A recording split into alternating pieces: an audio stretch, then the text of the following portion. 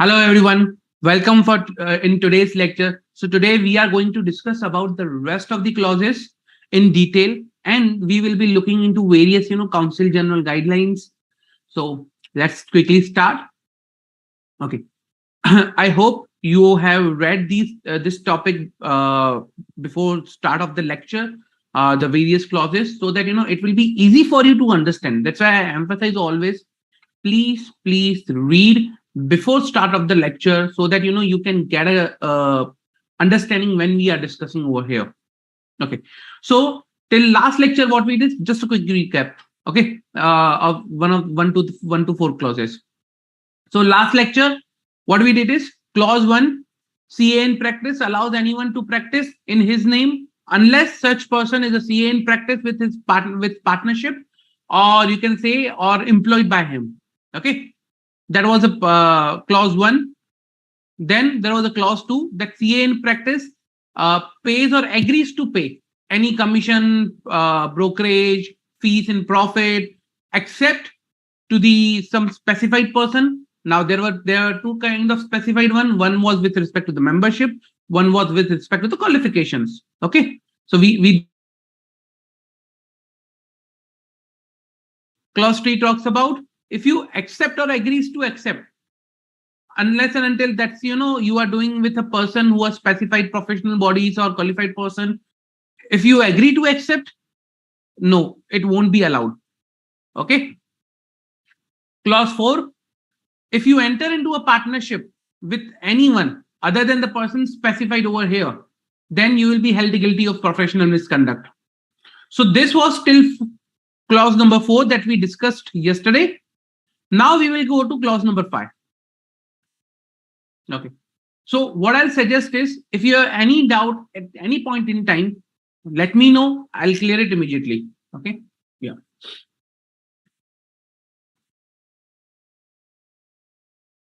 So what clause number 5 says that?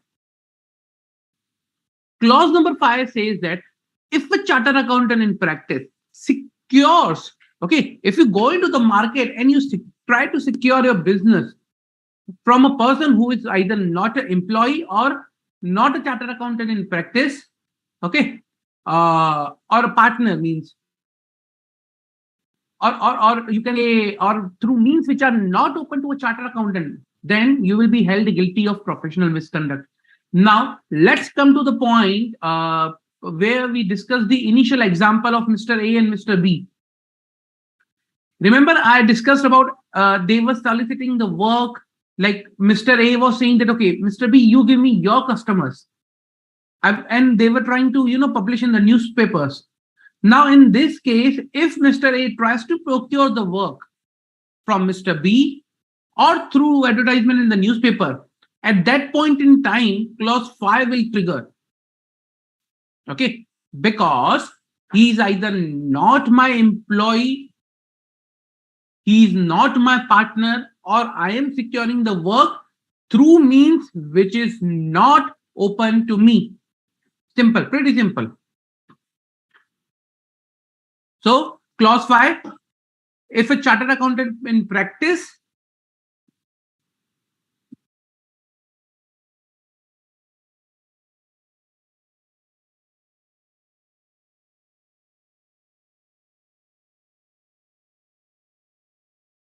secures either through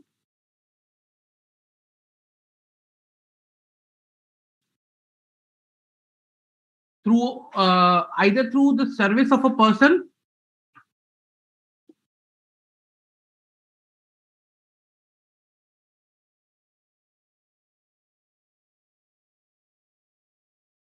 who is not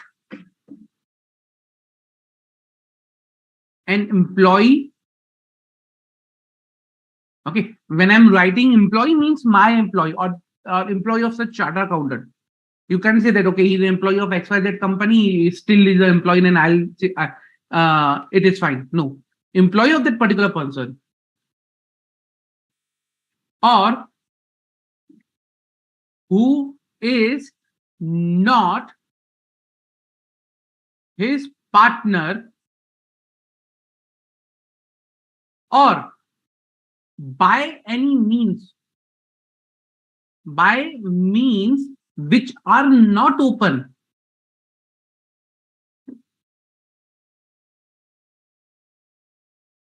to a chartered accountant. Okay. And what I want to secure over here, if I secure any professional business,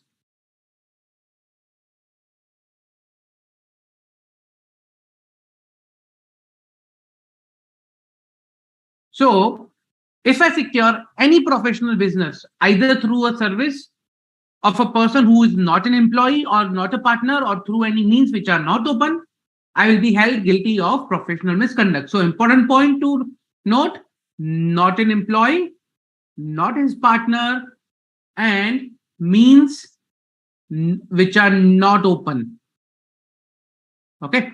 Now, there is an exception to this, that uh, with the arrangement or the arrangement which are specified in 234, clause 234 are out of this. Means if you have an arrangement which are covered by clause 2, clause 3, clause 4, that is perfectly fine. So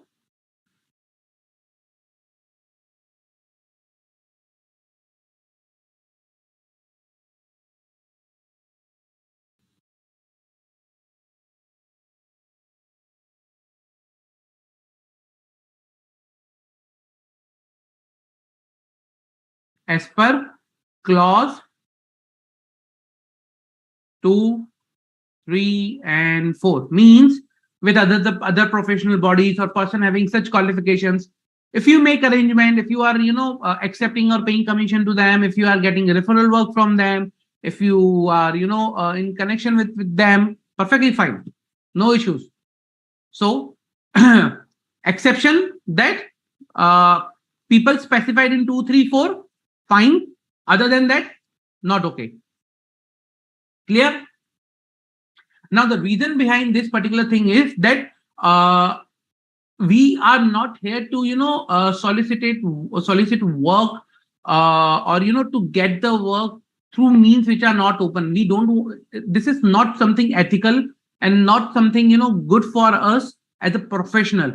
We should be getting our work based on our quality. I'll emphasize quality reason because throughout, the journey of audit, what you need to emphasize is on the quality or the service you deliver, the work you deliver.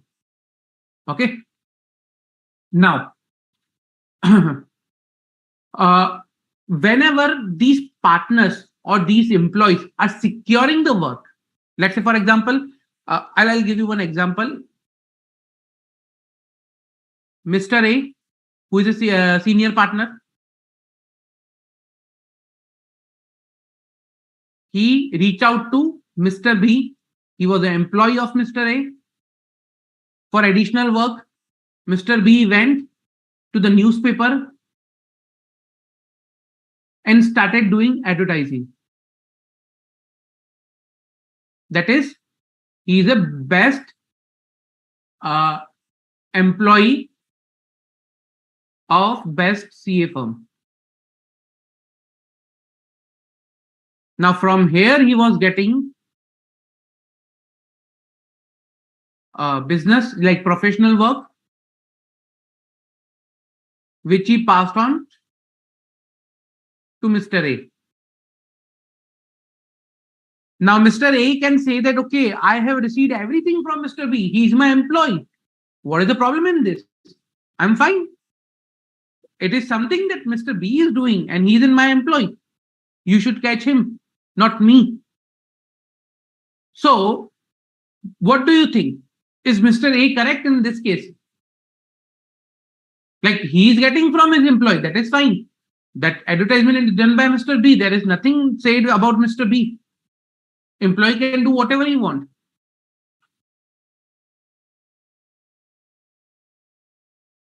Tell me, guys, is this fine?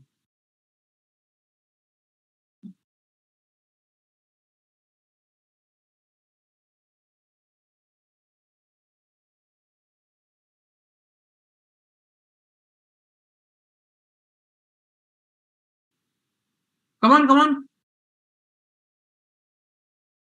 Correct, Avija. Correct, Soham. Correct, Shishti. Correct, Kaushiki. Correct, Manini. So here it is not allowed. Reason because when I say employee or a partner, they first of all, my partner, he needs to adhere to, if they are trying to get the professional work, they need to comply with the rest of the clauses of the of the schedule. Also, when I say employee, okay, when I say employee, now in that case, he also needs to uh, comply with the rest of the clauses. So partner and employee both needs to make sure that whenever they are getting or they are soliciting any professional work, or they are trying to get any professional work, they need to comply with the rest of the clauses and provisions and regulations what is applicable to normal senior partner. So employee and partner need to comply with, I can say, when it comes to advertising and when it comes to soliciting the work, they need to comply with clause 6 and 7 that we are going to discuss now. Okay, so clause 6 and clause 7 says the same thing, that if a chartered accountant in practice solicits clients or professional work either through advertisement, professional communication, or circular, okay, then he will be held guilty of professional misconduct. Exceptions are there, we'll discuss. Okay, but that is a base over here. Any doubt?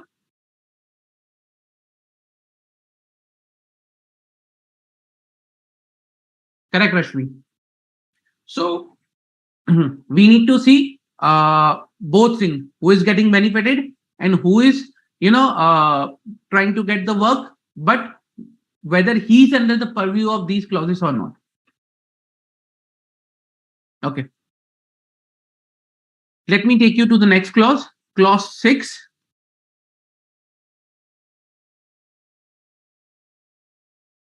Very important, because we will be covering a lot of MCQs also on this particular clause. Plus it's a quite big, because there are lot many things to discuss in this one single clause. Okay, very important. And at most of the cases, what I can say is, it's a very critical clause to take care of. Now clause 6 says that if a chartered accountant in practice or a member in practice, okay, if he solicits clients or professional work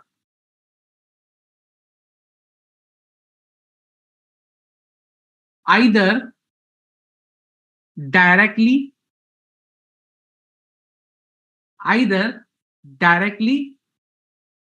or indirectly by circular, advertisement,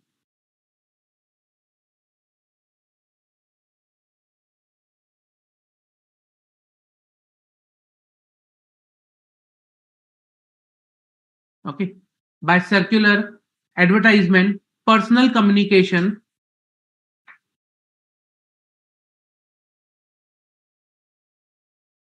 then or by interview, okay, or other means, then he will be held guilty of professional misconduct. Now it doesn't end here, provided, okay, provided, or you can say an exception to this,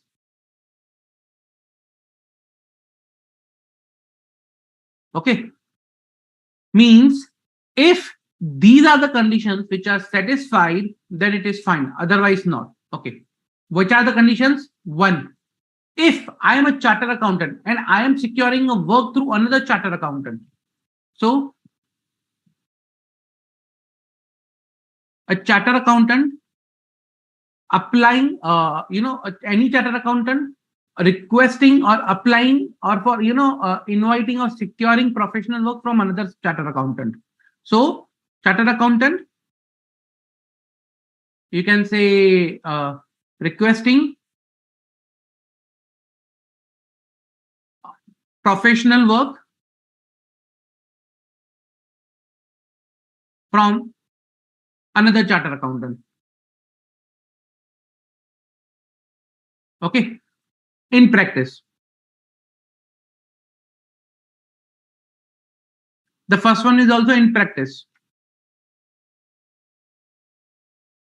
So if I request another chartered accountant in practice that please give me some work, or we can, I can demonstrate that, okay, I can assist him, then it is fine. That is perfectly fine. Okay. Second, I respond to tenders or inquiries issued by various professionals, service organizations, like to secure the professional work. So applying for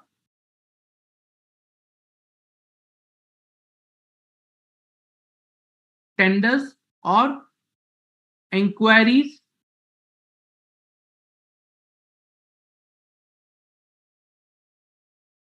issued by various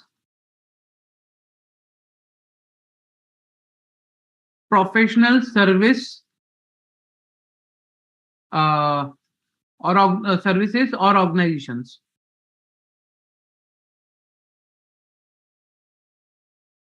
Okay, if I apply, okay, to the tenders or inquiries, that is fine. However, however, there is a point I should know. We should take care that when we are applying or responding to any tender issued by any of the organization, okay, when we are responding to a particular tender which is issued by any of the organization in the area of service which are specifically reserved for chartered accountant, such like audit, attestations, or something like that. Okay, then we need to take care that, okay, we should not be that there should be a minimum fees assigned, or minimum fees should be there for that particular one. Okay, so let's say, for example, I'll show you with an example.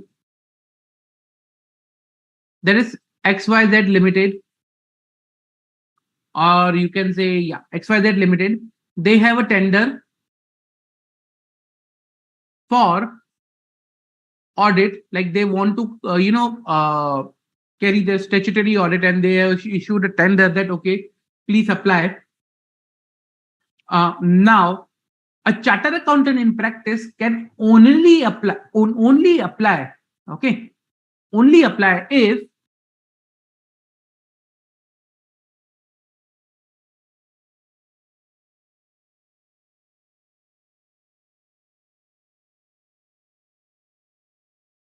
if either minimum fees is prescribed. Second,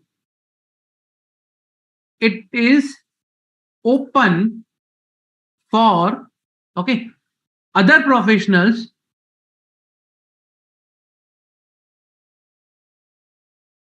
it is open for other professionals to apply.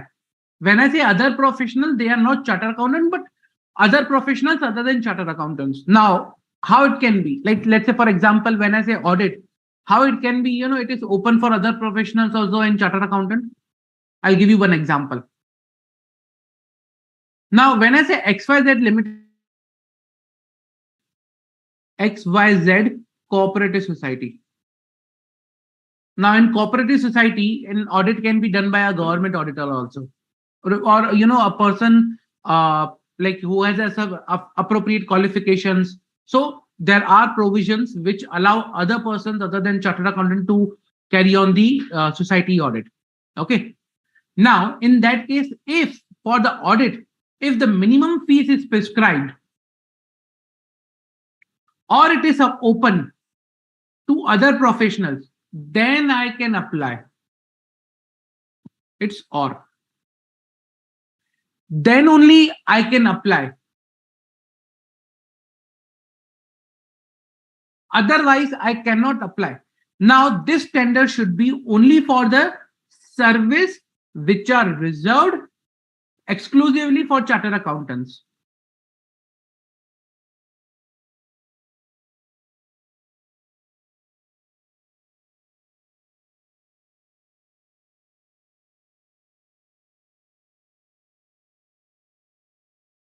Now, let's say, for example, if this same scenario, I'll take in same scenario. Okay. XYZ Limited, they have a tender for payroll service. Can I apply? I can apply without restrictions.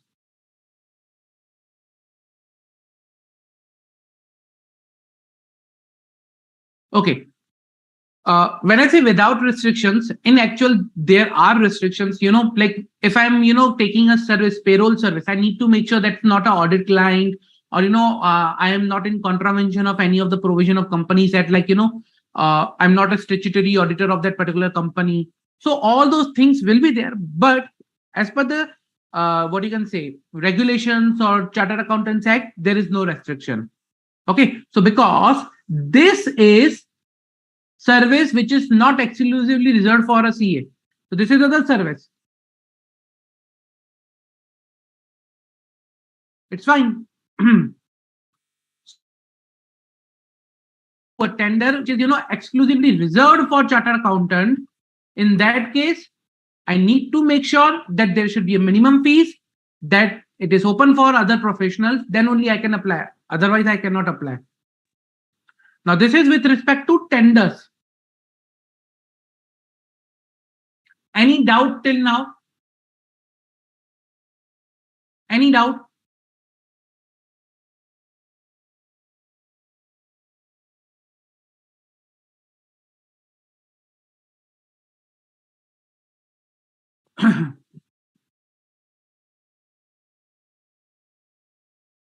Okay. If no further doubts, now I'll break down this particular clause. As I said, it's a pretty big. I'll break it down. We'll take one by one. So it says by circular, advertisement, personal communication, interview, or other means. You cannot solicit professional work through either circulars, advertisement, professional communication, interview, or other means.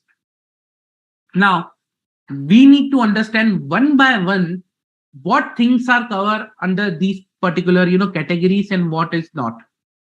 Okay. Let's say, for example,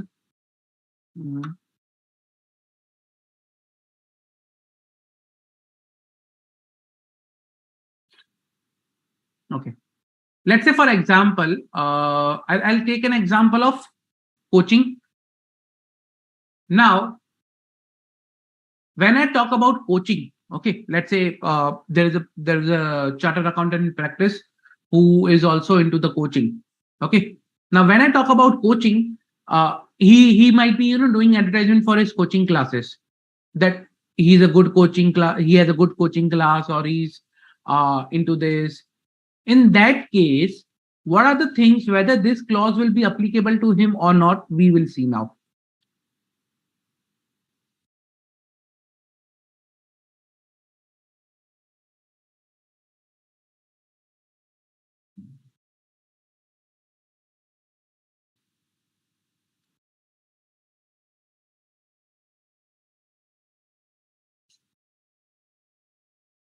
Okay. Now, when it comes to the coaching, what happened is, so an advertising of coaching or teaching activities by member in practice may amount to indirect solicitation. So, advertisement of coaching and teaching, this may amount to indirect solicitation.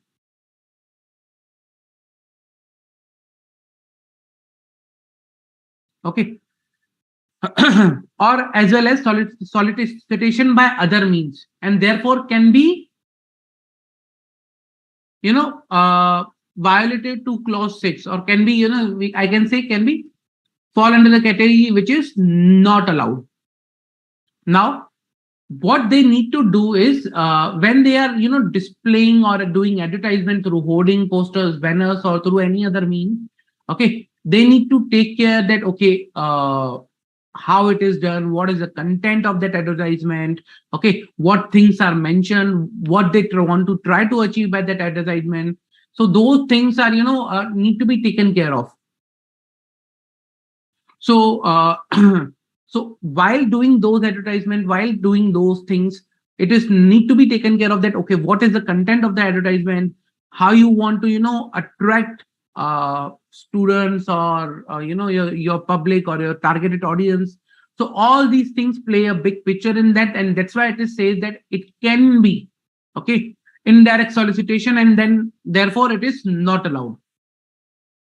Now there is a detailed guidelines given for the advertisement, like, okay, which advertisement, in what way advertisement is allowed and not allowed.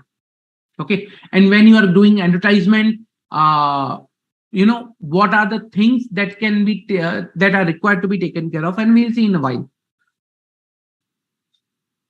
Okay, so as of now, if you are doing advertisement of coaching and teaching, who is a member in practice, that may amount to indirect solicitation, and that's why can be, you can be held guilty of professional misconduct.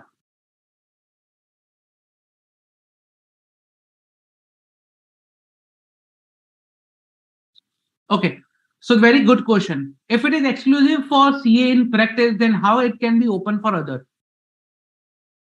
Over here, if it is exclusively reserved for the CA, then how it is open for other? See, exclusively reserved for CA means, let's say for example, it's an audit.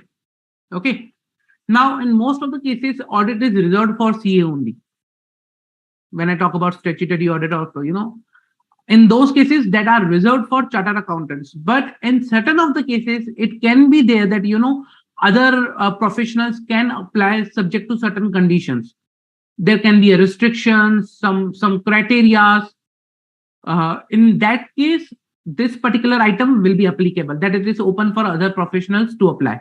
Like this example, XYZ Cooperative Society.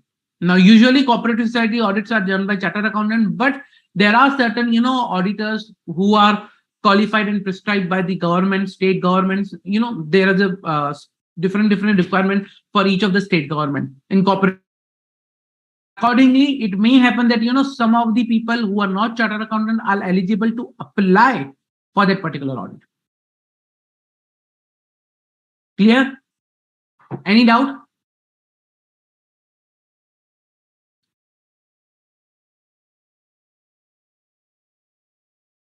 Any doubt?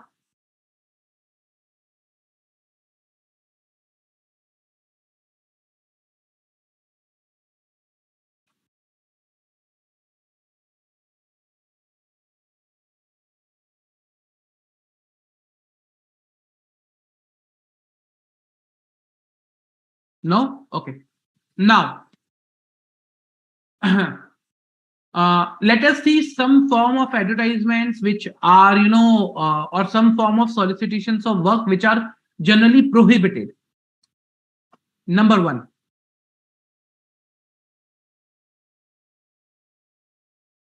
advertisement, advertisement and note in press.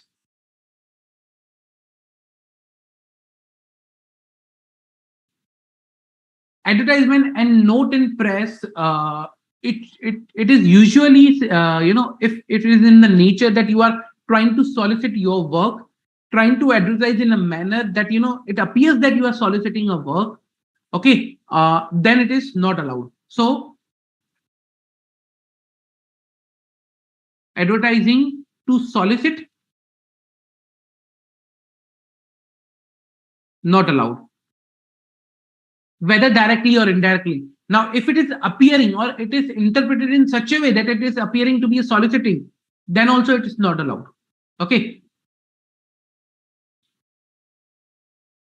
So it may happen that you go to another method. Let's say, for example, I want to distribute some pamphlets to the lesser region, not an advertisement to a larger scale, but distributing notes or pamphlets to a lesser region. So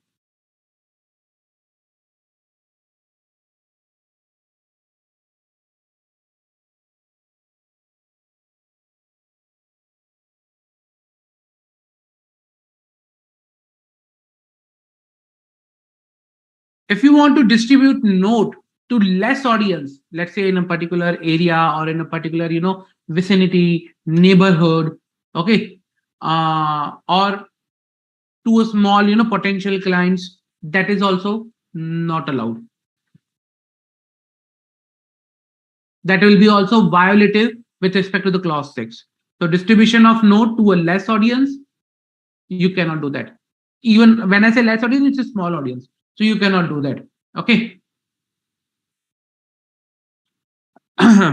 Then it may happen that you are applying for the empanelment, but you are not aware that there is an open empanelment. Like, for example, I'm just writing a letter to each and every department. Okay, is there any empanelment open? Please enroll me. So we usually call that a roving inquiries.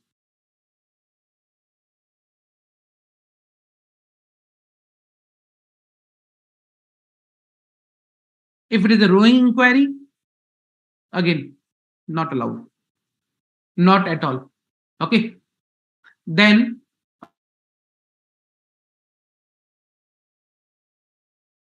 other means can be like, if you are if you are going for a publication of book or article or presentation. Now there is such a case that you are also mentioning a lot of details in that publication about your firm, about your client, and that becomes indirect solicitation. Then also it will be a problem. So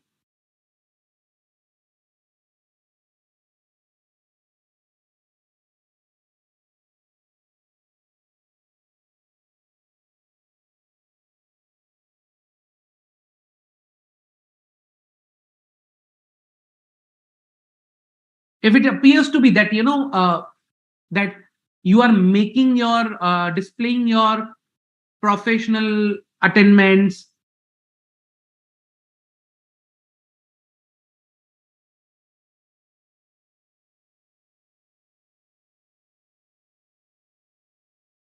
you are displaying your firm name, firm address, then in all these cases, okay, in all these cases, it will become solicitation of work, indirect solicitation of your work.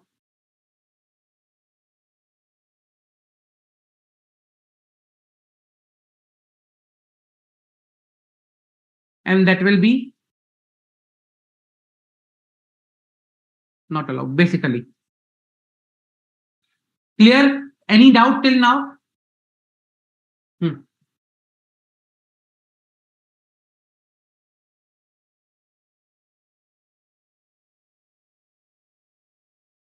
Okay.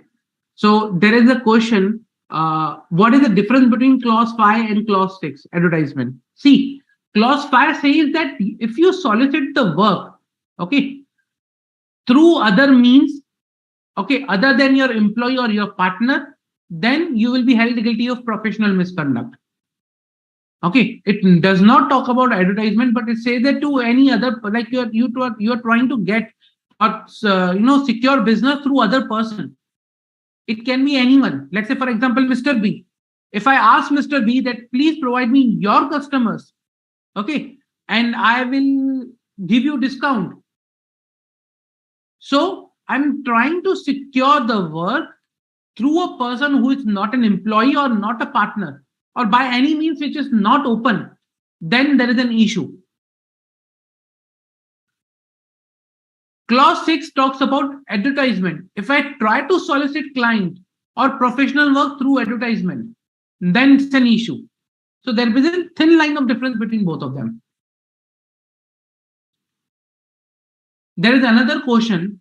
If there is a tender of a company where only it's exclusively reserved for a chartered accountant, and in that case, how anyone will apply? Any chartered accountant will apply. If your minimum fees criteria is mentioned, then you can apply. So this is an or. Either minimum fees is prescribed or it is open for other professionals to apply. Either of the condition is satisfying, then you can apply to that tender.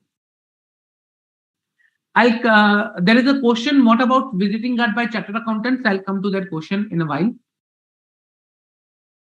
About CA firm profiles, I'll come in a while. Same, letterhead, name, addresses, everything I'll discuss in detail now. So I'll request you to just wait for a few minutes. I'll be taking this topic along with this only. Okay. Now, the next area is issue of greeting cards.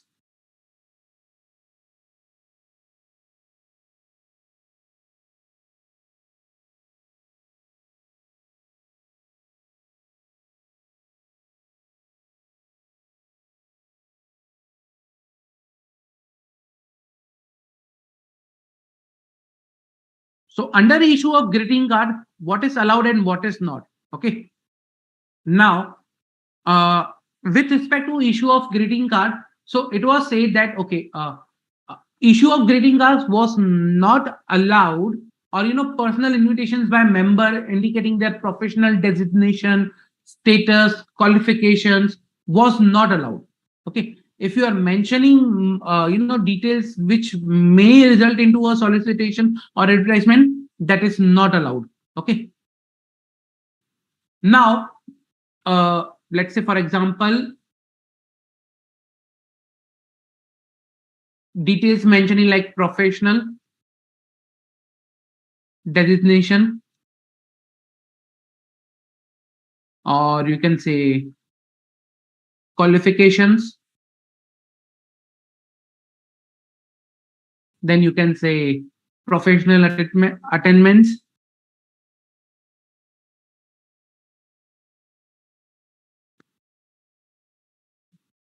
So in all these cases, not allowed. Now there is an some of the what you can say exception to this. Okay, I'll write it here.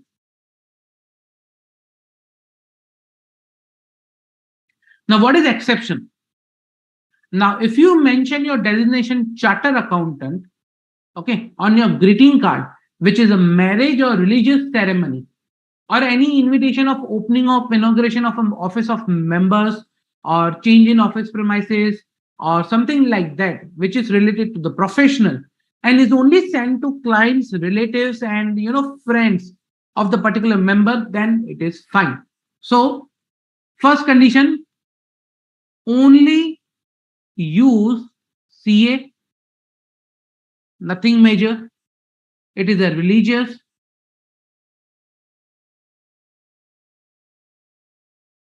marriage, opening of office, or any office related, other office related.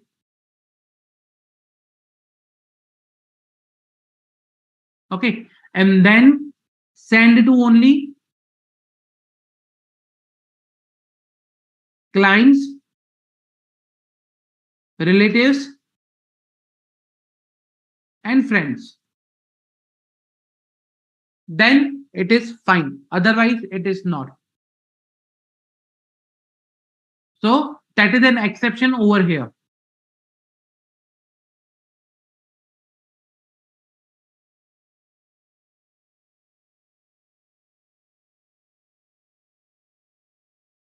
So exception says that it is only use CA for the religious marriage or opening of office, change of office address, or something like that, opening of branch.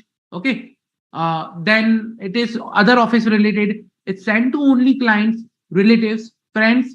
Fine. Otherwise, not fine. Clear? Any doubt till now? Any doubt?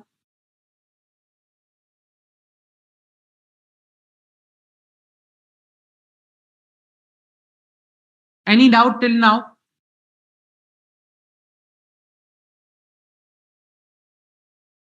See, the main point here to take care is that what is the end result of the advertisement? Okay. You should not be doing advertisement to solicit the work. You should not be doing your advertisement so that you can attract the clients, you can get some work through those advertisements. So you need to take care that why the advertisement is being done. Now there is a one important area of the advertisement, that is through social networks. Okay. Or through what you can say a website.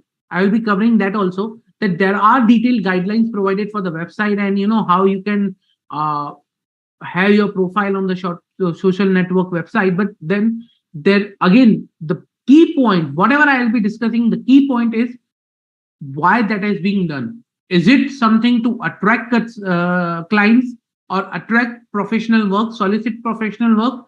If yes, then it is something not allowed. Now there might be some scenarios where advertisement can be genuine. For example, where it is required by the law. For example, there is a change in partnership, dissolution of a firm. Now in such cases, or there is a change in address, phone number, or something important detail, now which is required to be given in the newspaper. In that case, if you are only providing the fact that okay, this XYZ and associates has changed the partnership, now this includes this partner also, or this firm has been dissolved, there has been change in address, old address, new address. If that is only limited to that particular fact without any bold or something glittery or something which is prominent, then it is fine. And that too only an area which is concerned. For example, my office is in Delhi. I give an advertisement in Mumbai. There is a change in address. That doesn't make any sense because my office is in Delhi. So the nearby people would be more interested with respect to the change in office compared to the Mumbai people. So I need to see what is the intent of my advertisement. Clear?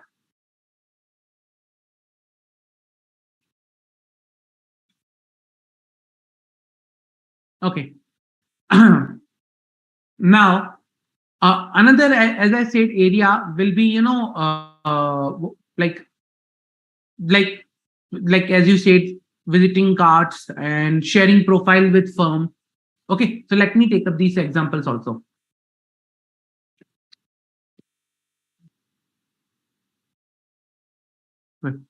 Now, sharing firm profile with a client. Sharing firm profile with a prospective client.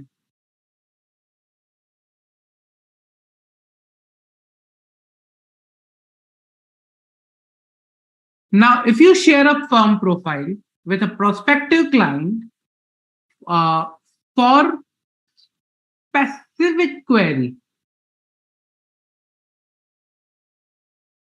specific query, let's say, for example, your firm, your client, prospective clients asked you, okay, share me your profile because of this XYZ reason. Okay. So there is a specific query from your client, then fine. Otherwise, other than specific query. Okay. Now specific query, fine. But if it is other than a specific query,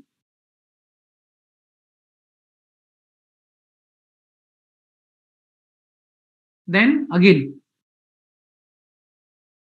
not allowed. That will be considered as an advertisement. Simple. So if you share a profile with a prospective client, Other than a specific, then you can say in interviews or television or in movie credits, something where you have contributed, or some play or drama where you have contributed.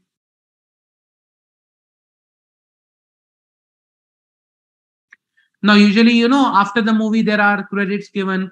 So in that cases, if there is a credit given, okay, now your name is mentioned, okay, your firm name is mentioned, fine. But if firm name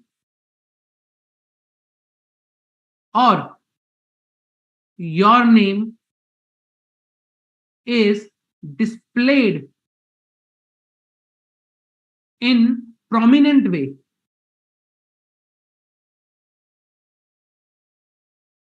then not allowed. For example, I ask them in the credit, you only on a single screen, you show in big names that this charter accountant. That becomes advertisement, not a credit. So you need to understand whether it's a credit or it's an advertisement. So there is if you do in the form of advertisement, then again not allowed. If it is in the form of, what do you say, a credit, like, simple, like other names are appearing, fine.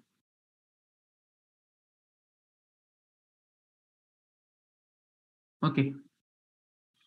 Same way with respect to the public interviews.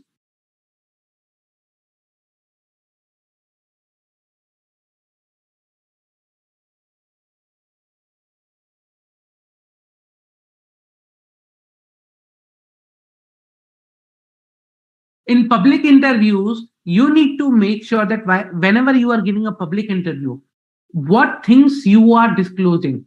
Okay. For example, your client base, or your professional attainments, or highlighting your professional status, something like that.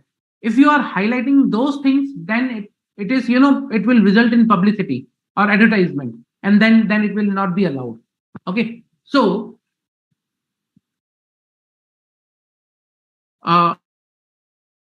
understand that what things are disclosed in those interviews. Okay. If anything which becomes an advertisement or something, sort of a publicity, in it publicity, it is doing a publicity, then it is not allowed.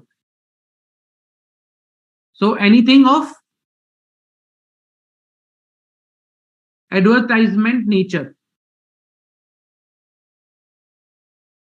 in that interview, then that is not allowed.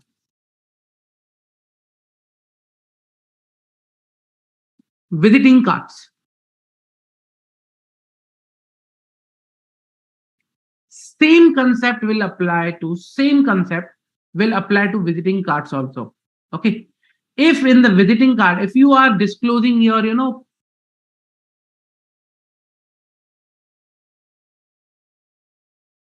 attainments, or if you are disclosing something, your client base, or some additional, other information which is in the nature of publicity,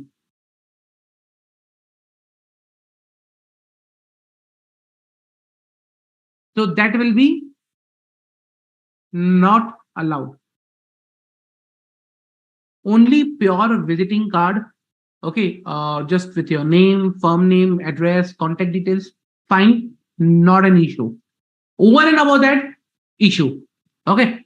Now there is one more thing. There was one of the scenario where visiting cards were circulated with the newspaper. Again, what was the intent? Intent was the advertisement, that you are circulating your visiting cards in newspaper as an advertisement.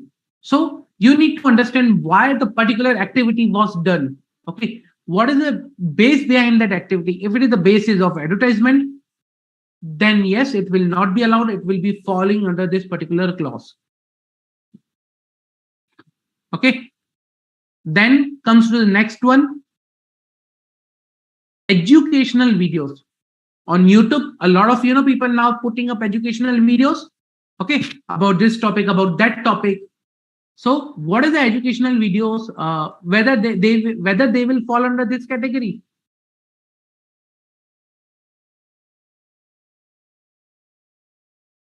So while recording the educational videos or while uploading the educational videos on social media, on internet, if you are making reference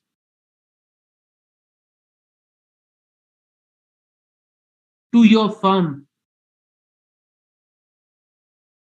okay, you're displaying your professional attainments,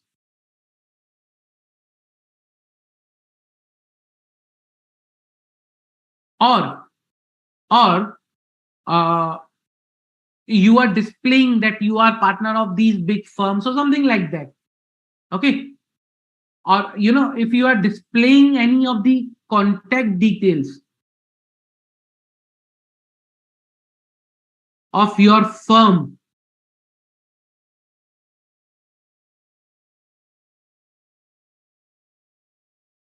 then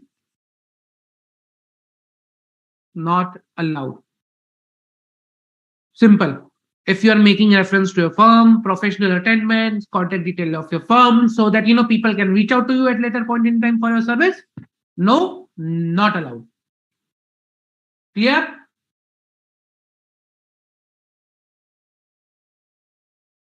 Now there was one question, that whether on letterhead, okay, can we mention name and address? Yes, it is fine. On letterhead, name, address, firm name, it is there. That is fine. Now there is one question that earlier with respect to greeting cards. Now if those greeting cards, if we share to a relative and then relative circulates to someone else, see, now we need to see what is the intent. Now you will give a greeting card to a relative, two greeting cards to a relative. Now if you are giving 1,000 greeting cards to a relative and that relative is circulating those 1,000 greeting cards, everyone knows that why the greeting card was given. So need to understand the intent over here.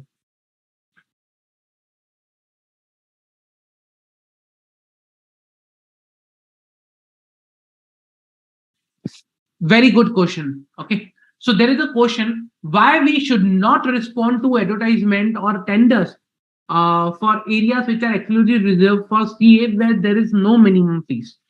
See, if there is a tender where there is no minimum fees, okay, then there will be a price war.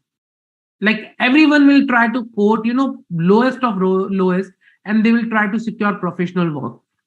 Means you are trying to get the professional work, and this will be trying to start a price war basically. Now let's say for example, there is no minimum fee prescribed for an audit of a statutory company, like statutory audit of a private limited. I may quote rupees 1,000 or 500 rupees for a statutory audit because there is no minimum fees prescribed.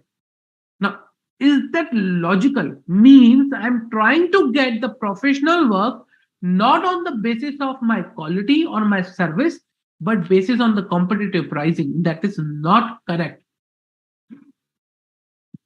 If you are trying to solicit your work other than your quality or your service or your what you say, the way you deliver your work, okay, then it is not correct. Here I'm taking the leverage of competitive pricing. That is incorrect.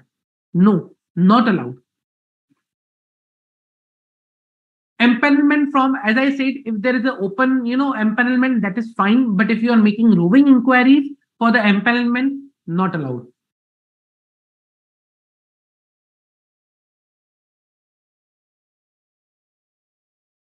So there is one question that on the start of a movie, there is a CA name displaying separately on the screen. Not allowed. That will become an advertisement. See, Soham, if a person who is advertised, so there is a question that if a person advertised without the prefix CA, or not in the capacity of a CA, is it allowed? First of all, this particular clause, clause 6, is applicable to CA in practice. Okay. Now if you read the clause that what we are discussing,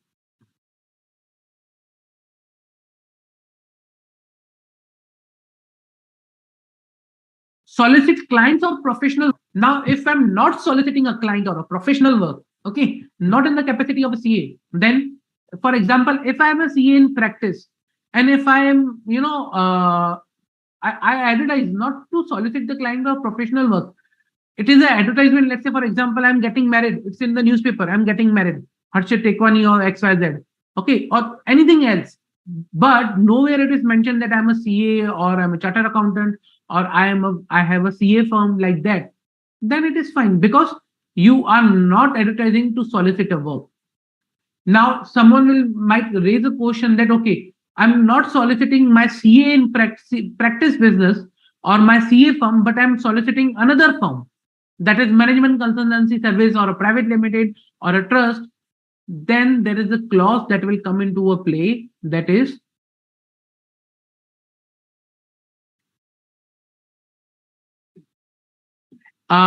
chartered accountant in practice engaging in any business other than of chartered accountant unless permitted by a council. So if you are advertising a business, which is not not of a chartered accountant, then again we need to see that what business is this, whether you are allowed to get engaged in such a business, and all those cases.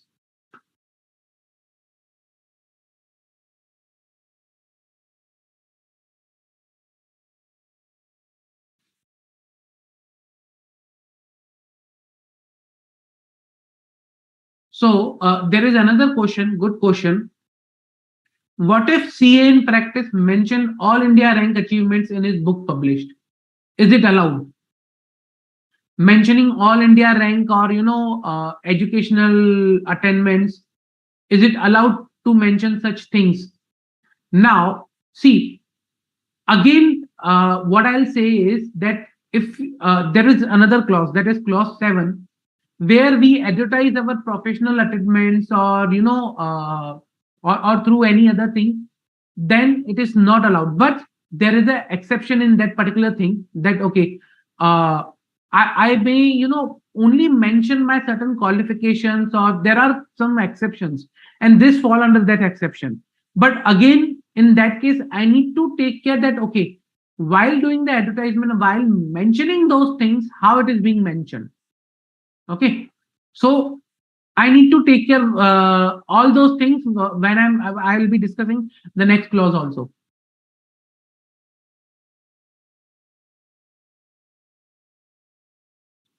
And so there is one question: advertisement about coaching institute not by the firm of a practicing CA, is that a violation? First of all, if he is not a practicing chartered accountant or he is not a member in practice, this particular this particular part will not be applicable to him. Whenever I write CA in practice. If he is not CA in practice, this whole will not applicable to him. Simple.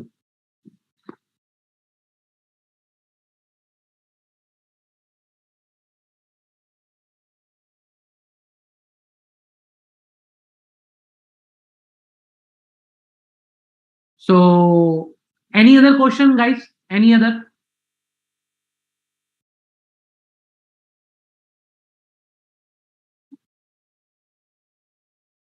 Any other doubts? Any other questions, guys, to this particular one?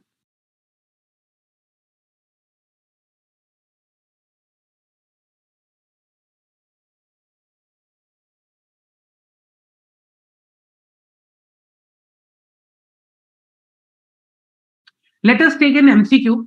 It will be pretty much clear if we'll discuss MCQs on this particular topic.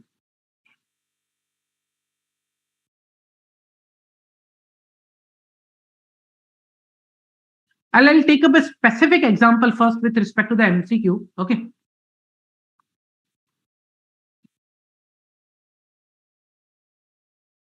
So, Mr. A decided to get himself registered on text2text.com portal, where people provided where people provide paid tax advisory.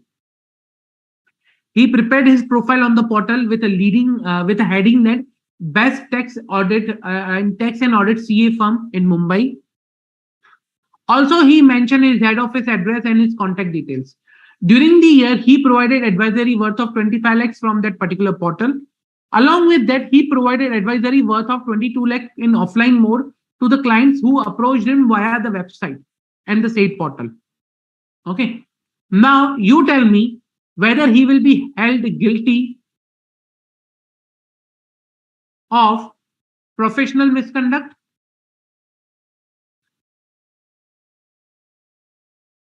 What do you think?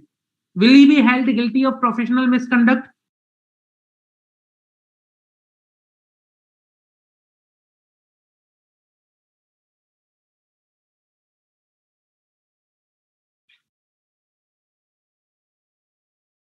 Come on, guys. Pretty simple.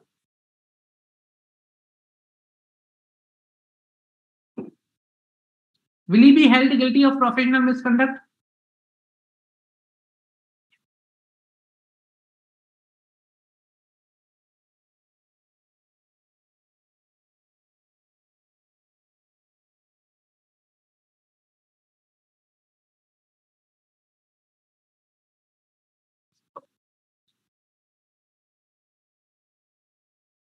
Correct, Shrishti. Correct, Soham.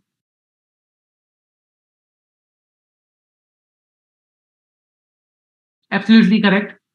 Come on, guys. Correct, Aniket.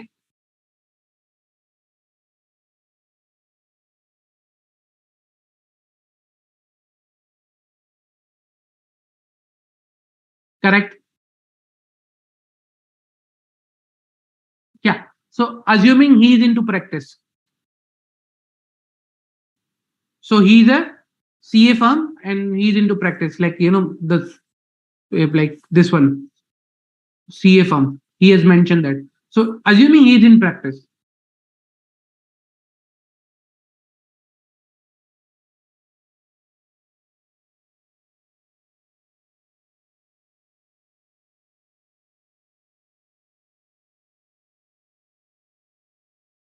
Come on, guys. Pretty easy. Pretty easy.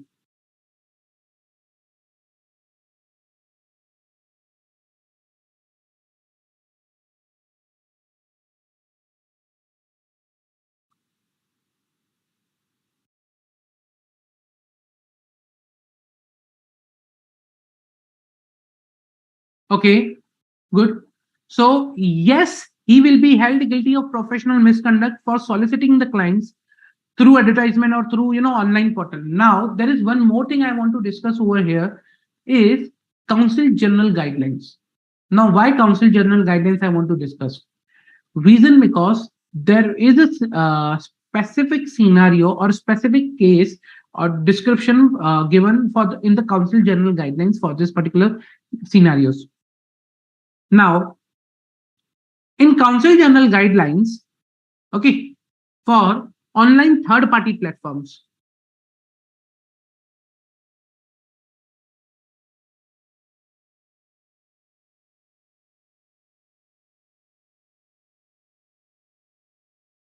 Now there are a lot many third-party platforms where professional advice can be provided. Okay.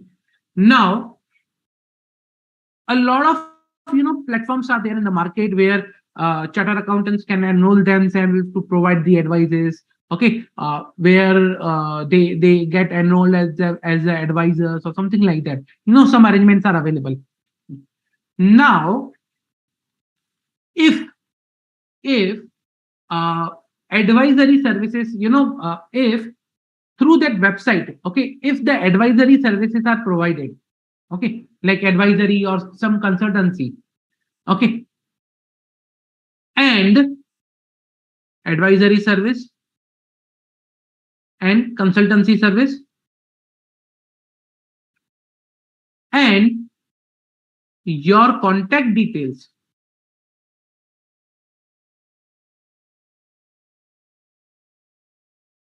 or your firm details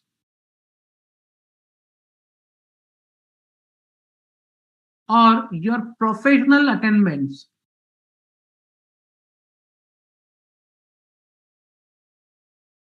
are displayed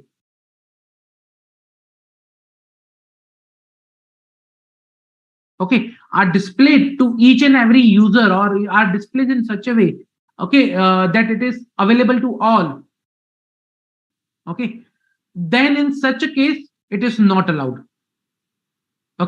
In such a case it is not allowed, because this will become a form of advertisement.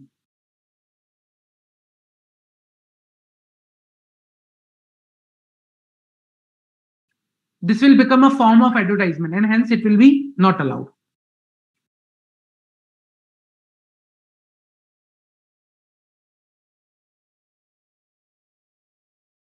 Clear? Any doubt? Another area is, you can say, where there are some aggregators.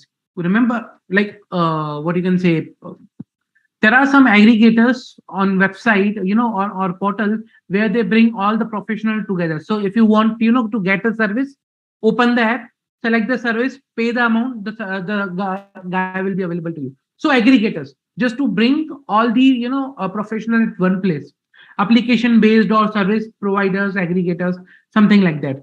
So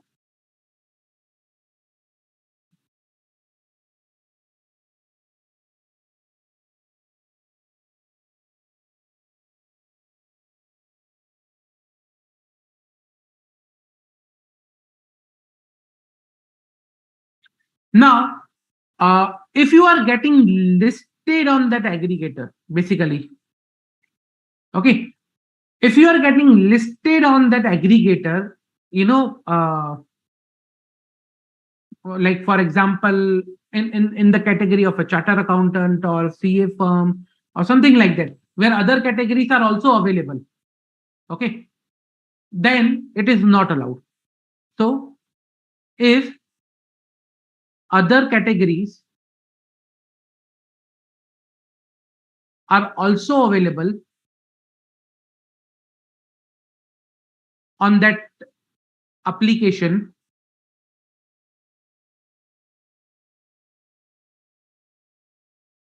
then member in practice is for member in practice, it's not permissible to list themselves. Okay, so member in practice is not allowed to list themselves on that particular application.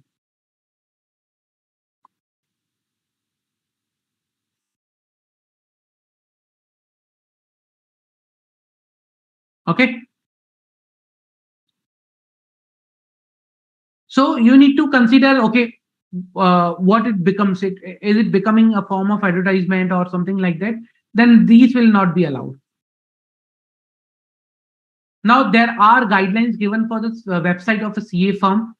There are guidelines given for the advertisement. Let us go through quickly those advertisement guidelines which are given in Council General Guidelines.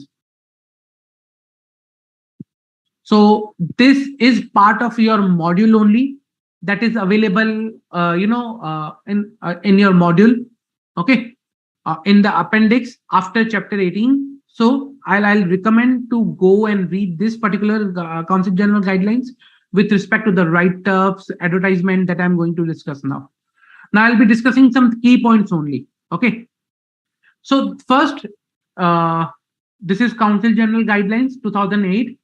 Now over here, I will be discussing the write-ups. When you are doing a write-up, you are providing, content write-up for newspapers, for something, a particular professional journal, peer-reviewed journal. Then what are the things you need to take care? Okay. So when you are providing a write-up, okay, first of all, it should be honest and truthful. Okay, no exaggerated claims should be there, like the services offered by you or something like that. Okay, Then it should not be, some disparaging references. For example, you are making a reference to someone else service, or you're trying to, make a reference and show that your service, your firm is over and above the other ones. It should not be of a nature that it should bring disrepute to the profession. Okay.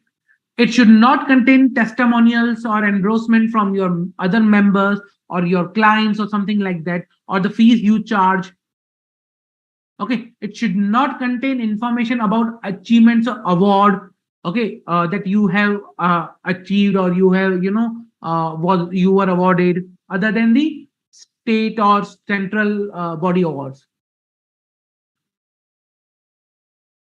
Any kind of monogram, use of any kind of catchwords, not permissible, like tagline or subtitle line or something like that. Okay. Then it should not be exceeding font size 14. Okay.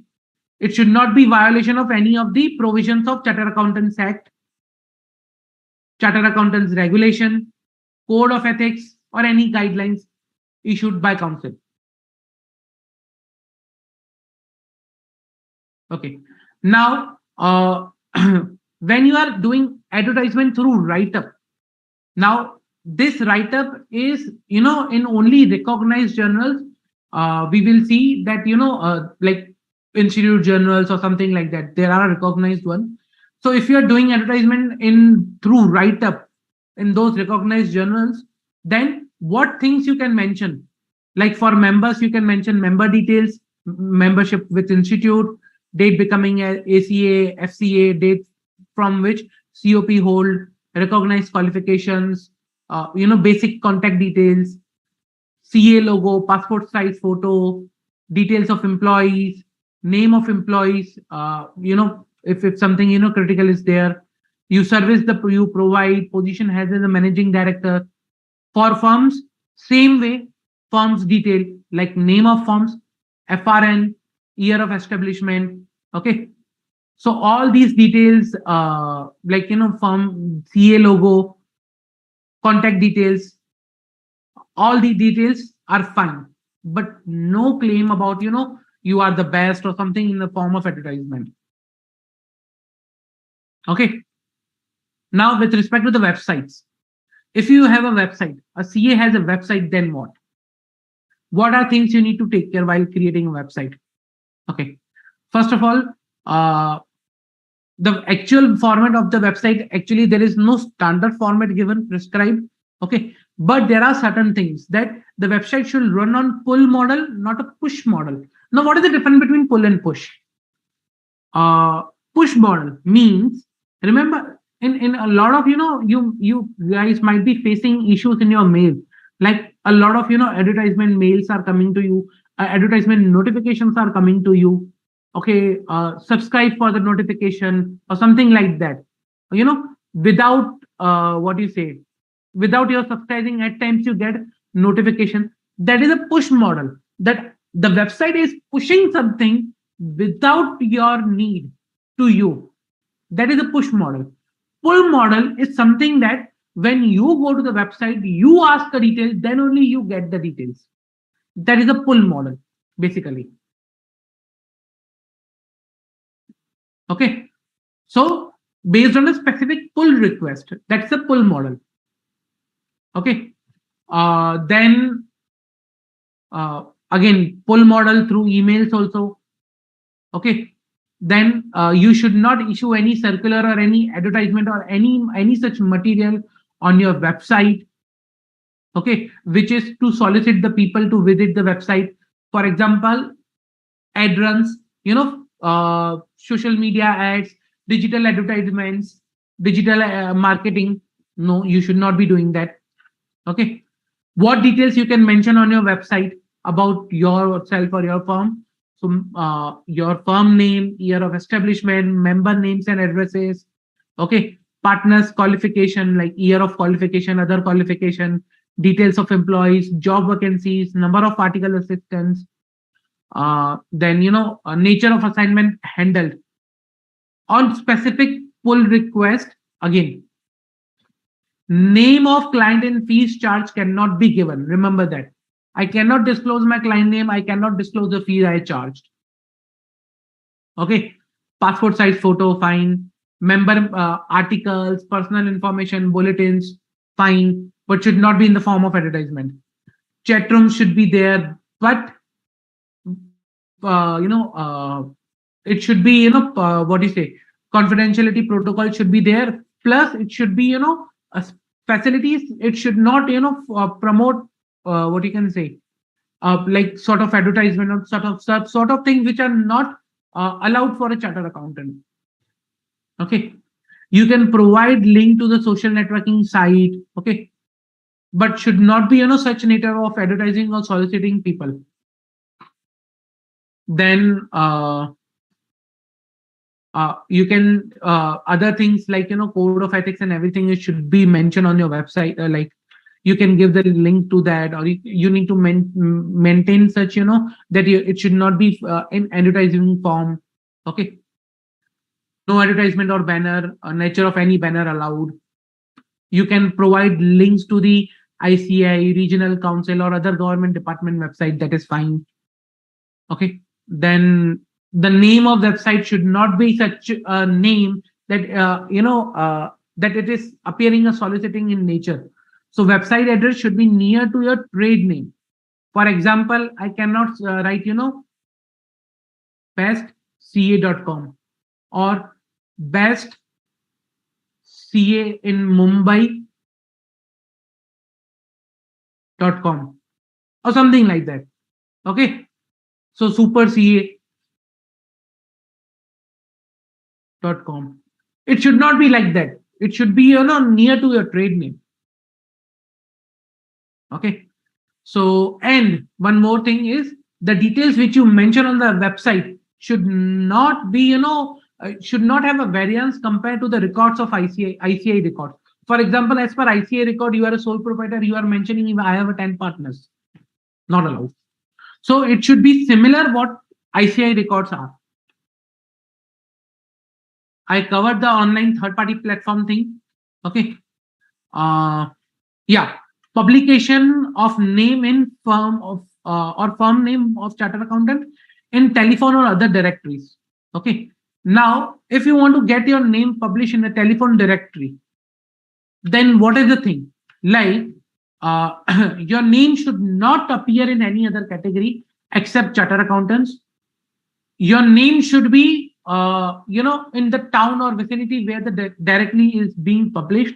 For example, my office in Mumbai, my name should be in Mumbai directory, not in Delhi. Okay. The name order should not be in any other manner other than the alphabeticals. It should not be there. Okay, I have paid more amount, so my name will be on the top, although my name is XYZ.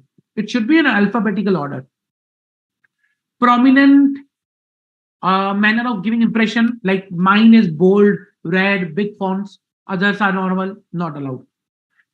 Entry should not be restricted and should be open to all chartered accountants. So that, if I say, okay, entry only restricted these 2 chartered accountants, not allowed. So these are the things I need to take care while publication of name or firm name in directories. Okay. Any doubt till now?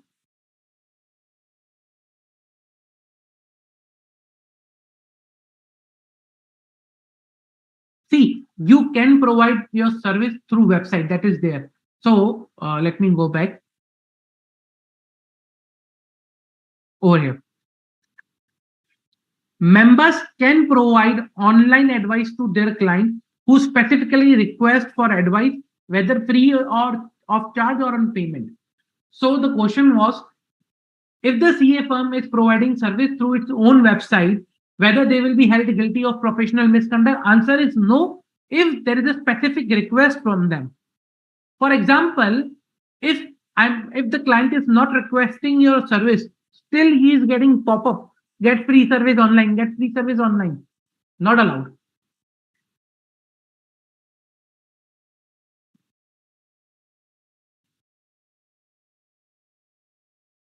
Now, there is a question like, what is a write-up? Write-up can be, an article, what you can say, a research document or something about, what you can say, publication, something like that. You are giving on a platform which is available to all. Any doubt?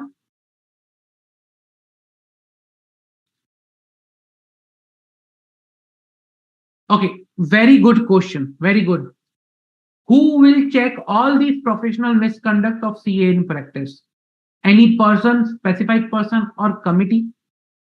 So yes, there are specified person, or you can say, who are responsible for, checking all these things. So there are directorate discipline, disciplinary committee. These are the, mechanisms, or you can say bodies, who are like, looking after all these things. So if I tell you with respect to the detailed section, so if you see, there is a section 21 in the Charter Accountants Act, which talks about direct disciplinary directorate. Okay. Now, disciplinary directorate is a, like will be headed by the director discipline. He will be looking after some of the misconducts. Then there is a board of discipline. There are certain people and there are criteria as per section 21A of the Chartered Accountant Act.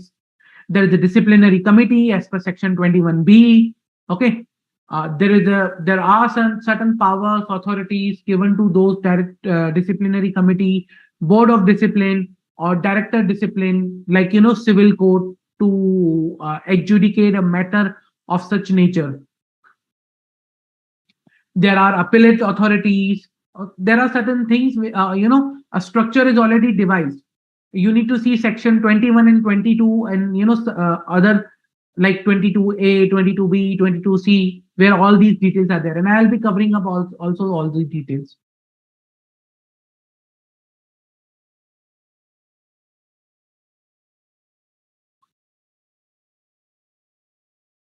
No. So let's say for institute or suo moto by the by the committee or board of discipline, they can take action against you if they come across any such issue. Any doubt, guys? Any doubt?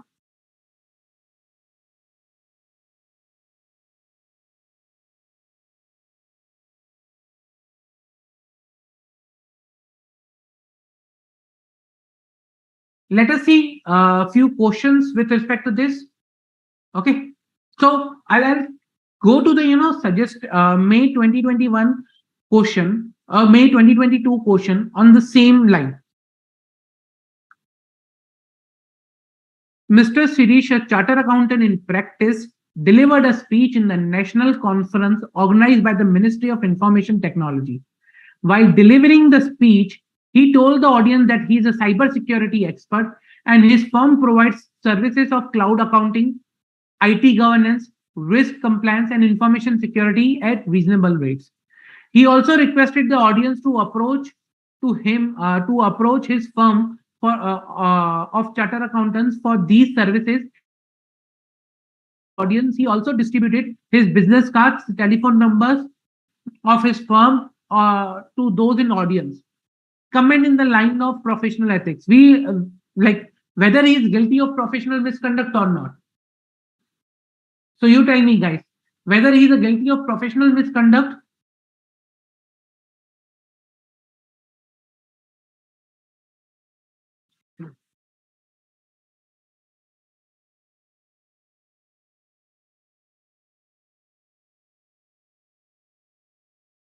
Come on, guys, pretty easy.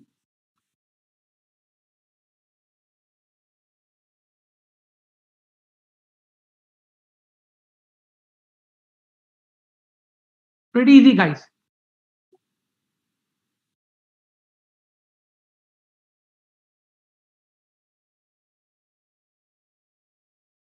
Correct, Shrishti. Correct, Koshiki. Correct, Manini. Correct, Veera.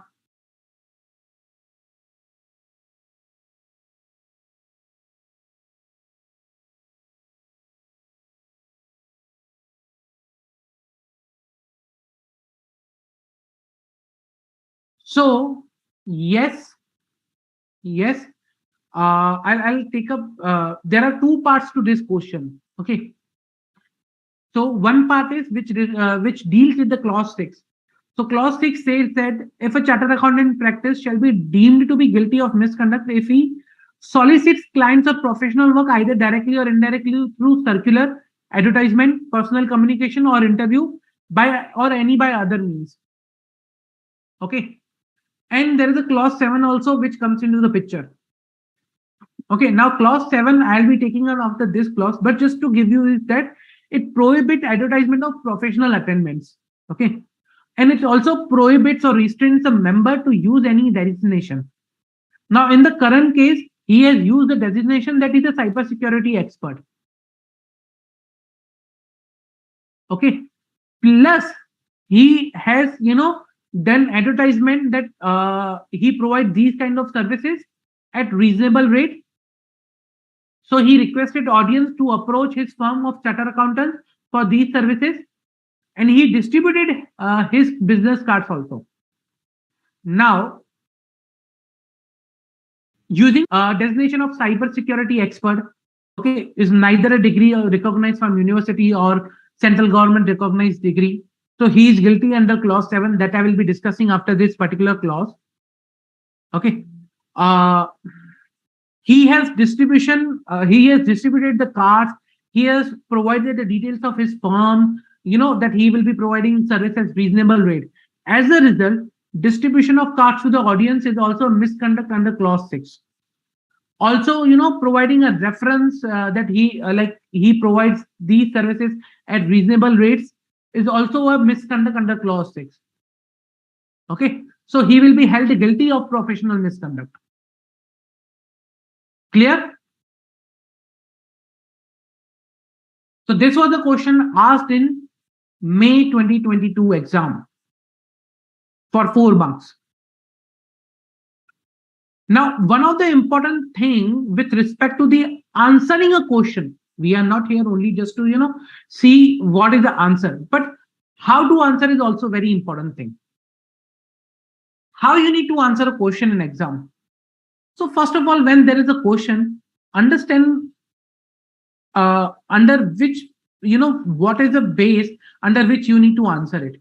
Like comment in the light of professional code of ethics. Okay.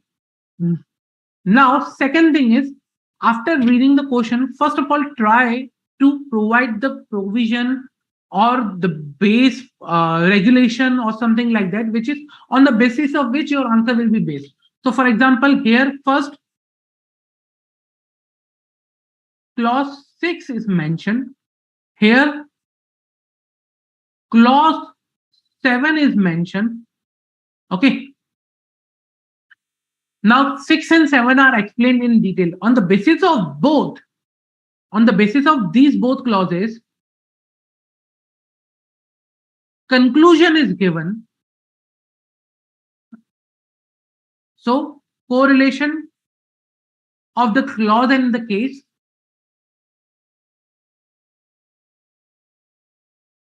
and conclusion. So, correlation and then concluding whether he is guilty of professional misconduct or not. So, this is how you can answer a question. Explain the provision, correlate the provision, and provide the conclusion. 3 steps. First, explain the provision. Second, correlate the provision. Now, when I say correlate with the case. And then conclude by giving a conclusion. So these are the steps through which you need to answer the question, and that are considered an appropriate one. Now the question comes is this only way to answer the question? No. Answer is no. But this is a preferred way, or you can say this is a good, what you can say, practice to be adopted, so that when a person who will be reading the answer, he will have a clarity. Okay, what you want to try to communicate.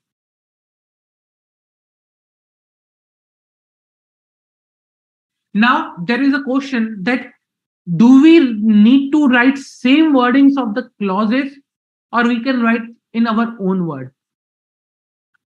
Try to keep the same word. If you cannot keep the same word, focus on the keywords basically. For example, okay, now keyword, let's say for clause 6 will be soliciting clients, okay, through circular, advertisement, personal communications, okay, uh, or chartered accountant in practice.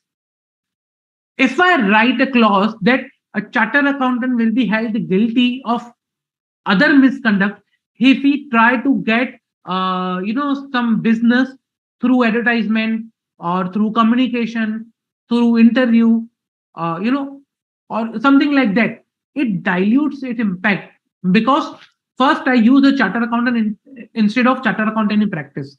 I used guilty of other misconduct instead of professional misconduct. So, and I am, using the words trying to get the work or something like that instead of soliciting the clients or professional work. So you need to make sure that whenever you are writing in your own keywords, your own words, you need to make sure that the keywords or the essence should not go away.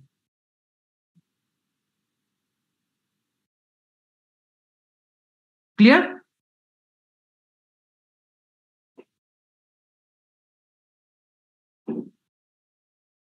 Kaushiki, can you just reframe your question? I need to understand further what is the thing here. So with request circulating visiting cards, we'll be covering in the clause 7 also now.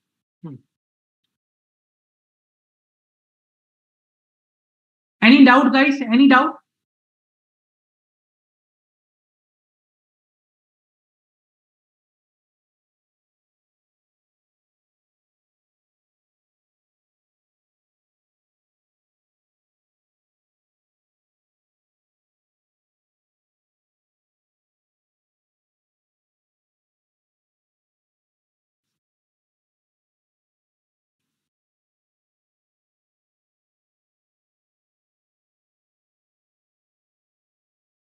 Okay, let me take up one more question that is from July 2021 paper. Okay. Messrs. SRN Associated, one of the three firms shortlisted for ARG Cooperative Bank for assignment of statutory audit for FY 2021. Bank mailed the list of branches to the audit firms along with the maximum fee per branch and asked them to submit the quotation. SRN Associate responded to the bank and submitted their quotation. Comment with reference to the provision of Charter Accountant Tax 1949 and schedule thereto. Now here you need to say whether this will be soliciting the work through advertisements, whether this is allowed or not.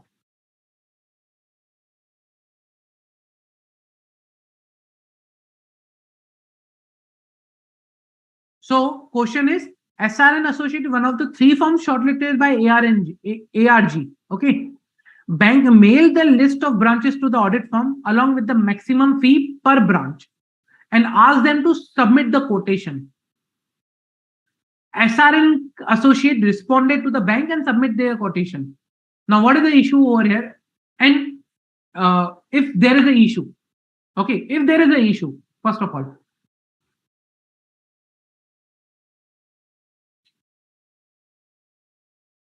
correct, Soham? So there is a specific inquiry by the ARG Cooperative Bank. Correct, Manini?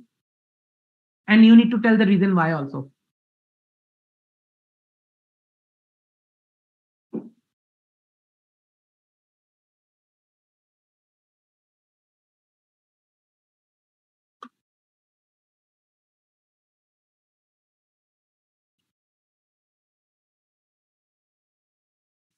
Come on, guys.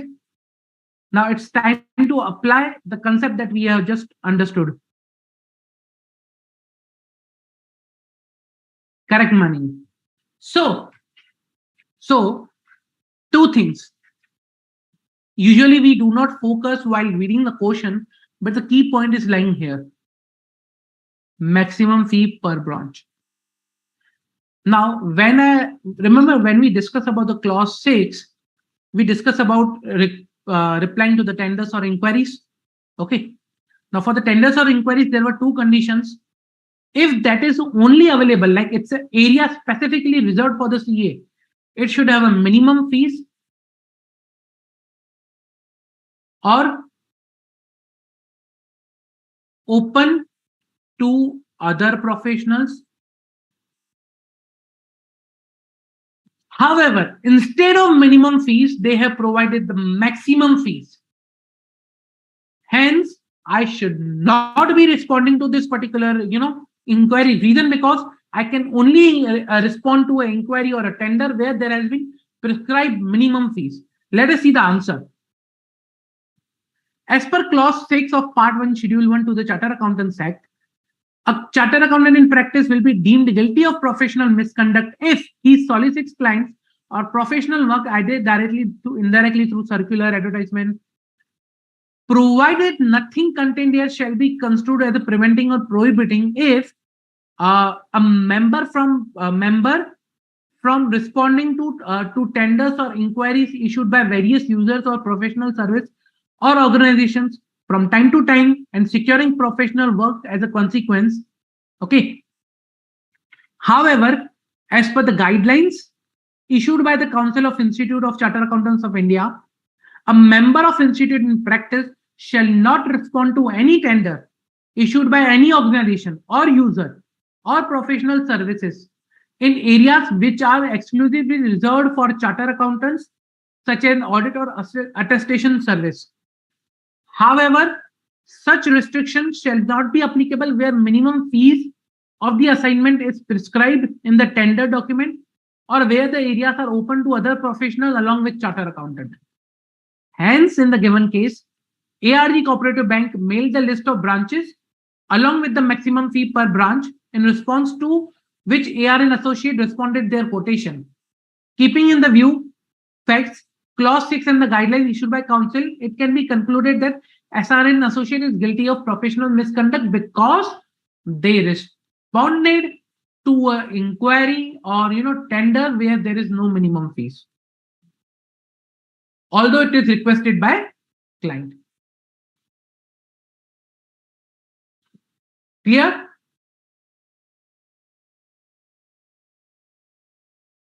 Any doubt with respect to this? So the keyword most of people miss here is the maximum fee per branch. For the tenders and inquiries, it's a minimum fee must be prescribed if it is an area exclusively reserved for a chartered accountant.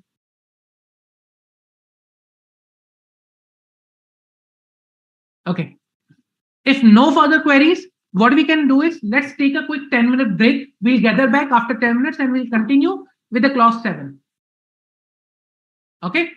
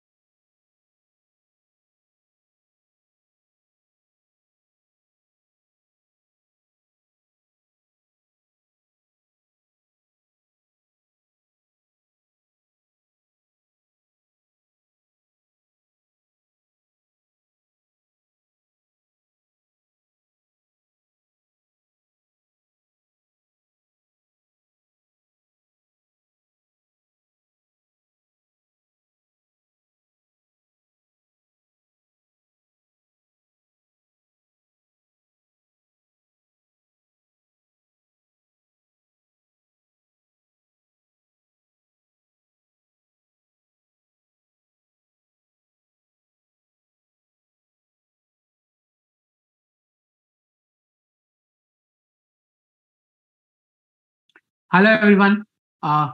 Welcome back. Okay. I hope everyone is recharged after this quick break. So let's start with the next clause, clause 7. Again, very important clause. Very important. Okay. Now, with respect to the clause 7, okay, what clause 7 says? Clause 7 talks about if chartered accountant in practice advertise his professional attainments,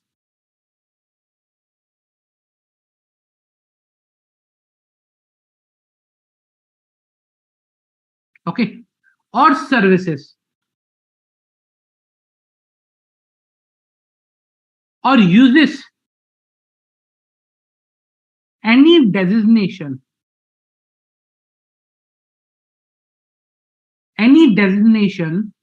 or expression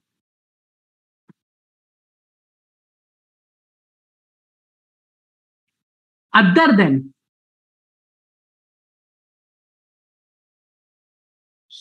chartered accountant on professional documents,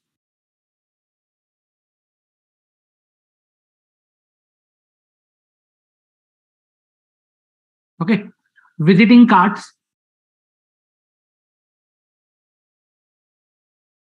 letterheads, or signboards. Okay, if I advertise my professional attainments, services, I use any designation other than the CA on my documents, visiting card, professional letterheads, signboards. Okay, uh, then I will be held guilty through a professional misconduct, except, okay, unless it is a degree,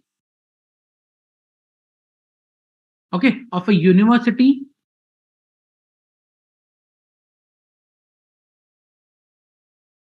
established by law in India or recognized by central government. Okay, so university, okay, or a title indicating membership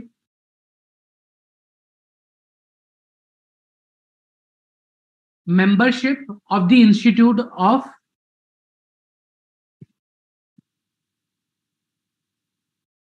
Chartered Accountants,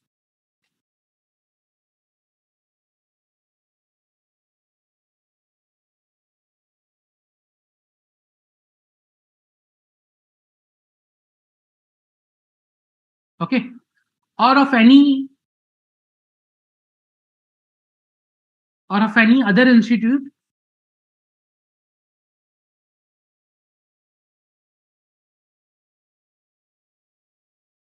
other any institution that has been recognized by central government or by council.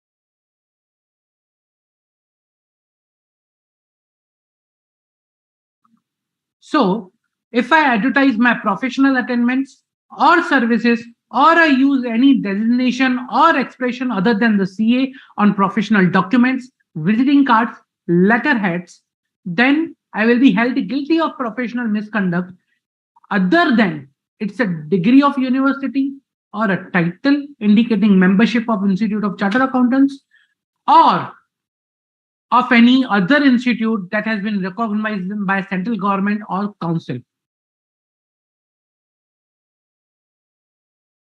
Okay. So now there is another exception. That exception says that a member in practice or a CA, chartered accountant in practice, may advertise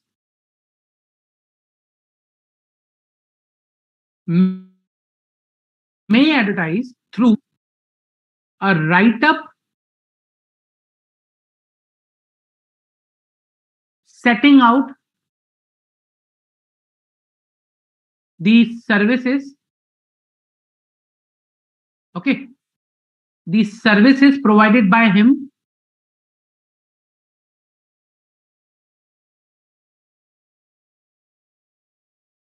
and particulars of his firm,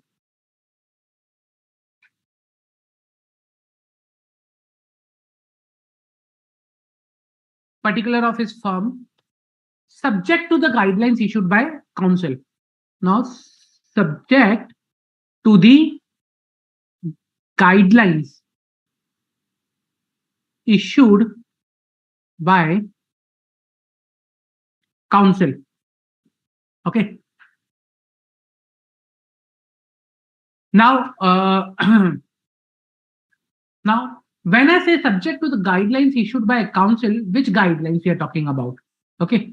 And like, what are these guidelines basically through which we can do this write-up? Remember, right now we saw a guidelines about the write-up, advertisement through write-up. While advertising the services or details of the firm, the write-up may include these things. Okay. So this is a guideline that has been provided for the write-up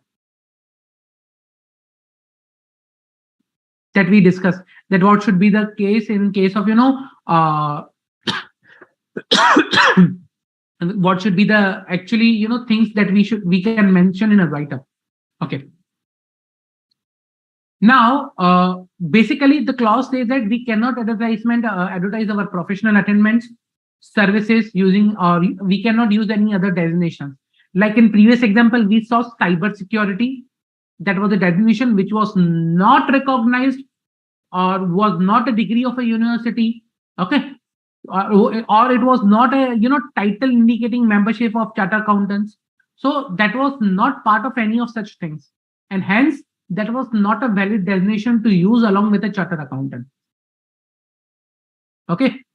So if we are guilty for the professional misconduct, now there can be designations such as income tax consultant, cost accountant, or cost consultant, management consultant, management advisor.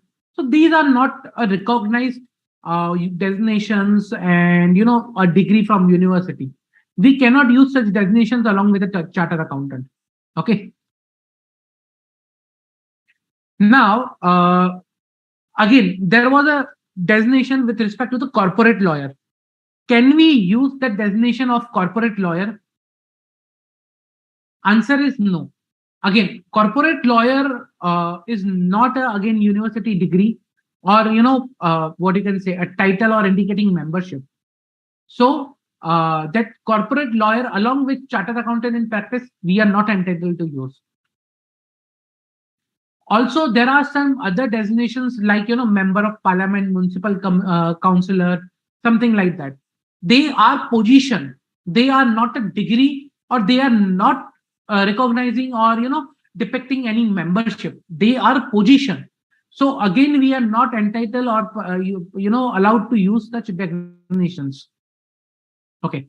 Now there are certain what you can say, international qualifications.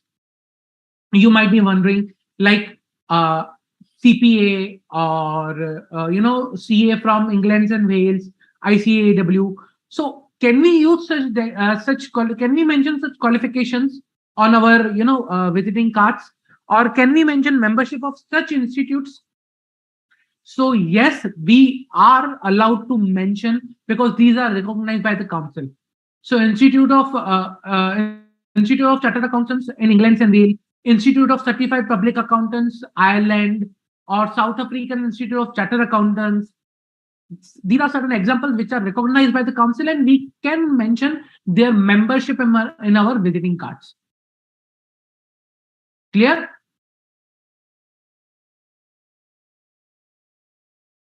Okay.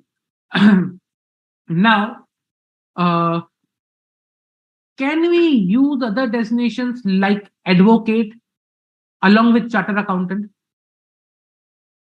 So, what is the scenario is, if we are practicing as an advocate, can we mention the term chartered accountant? Usually, it is seen that we should not be using the term chartered accountant and advocate together. Okay. I can be eligible to practice as an advocate, okay, subject to certain other conditions, okay, but I should not be using designation as a chartered accountant in that case. I should be using designation as an advocate rather than the chartered accountant. So it cannot go hand in hand. Same way goes with, company secretary or cost management accountant. If I am practicing, full time as a chartered accountant in, like, I'm a chartered accountant in practice, I should not be using such other designations. Okay, like company secretary, cost management accountant. However, I can mention after my name that I'm a member of this particular institute, like, ACS or ACMA, like, associate cost management accountant, something like that. After my name, that is fine. But prefix as a, chartered accountant or cost management accountant or something like that, not allowed.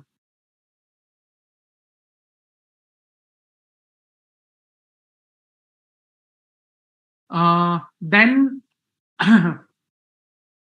okay, now very important topic along with this, okay, along with this is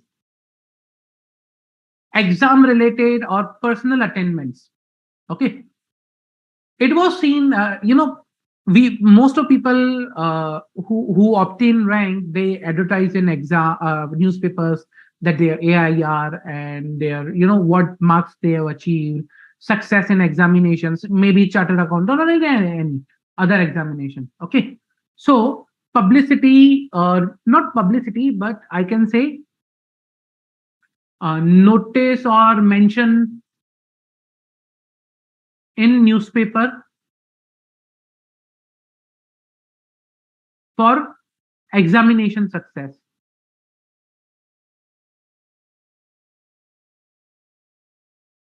Okay, now am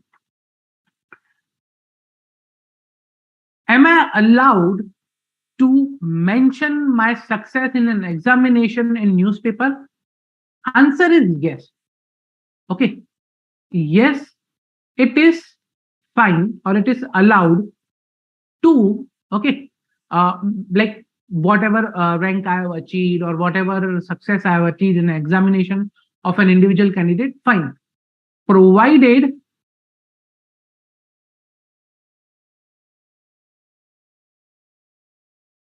it should not contain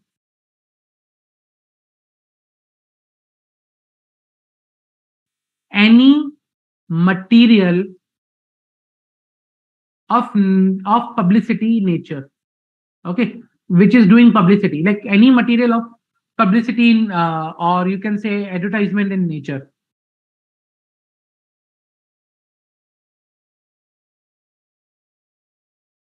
For example, let's say I was, doing articleship from this particular firm.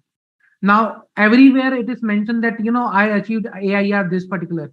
Along with that, my firm name where I was doing articleship, my employer's name, what services is charged, address, contract detail, everything is mentioned. Is it allowed? Answer is no, because that is converting, or that's being, undesirable publicity. So that is not allowed. But yes, plain like about the candidate, what success he got, fine. Clear?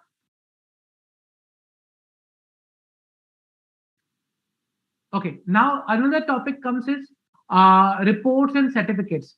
What can I mention on my reports and certificates that I publish, which are going to the public at large? Let's say, for example, audit report of a listed company. Okay. Now, what can I mention over there? Let's say, for example, like on letterhead, basically it goes on my letterhead. What can I mention on letterhead? As I earlier already considered, discussed that you can mention your firm name, address on letterhead, that's fine. But any such content which is of, creating an advertisement or publicity is not allowed. Okay. Organizing online courses.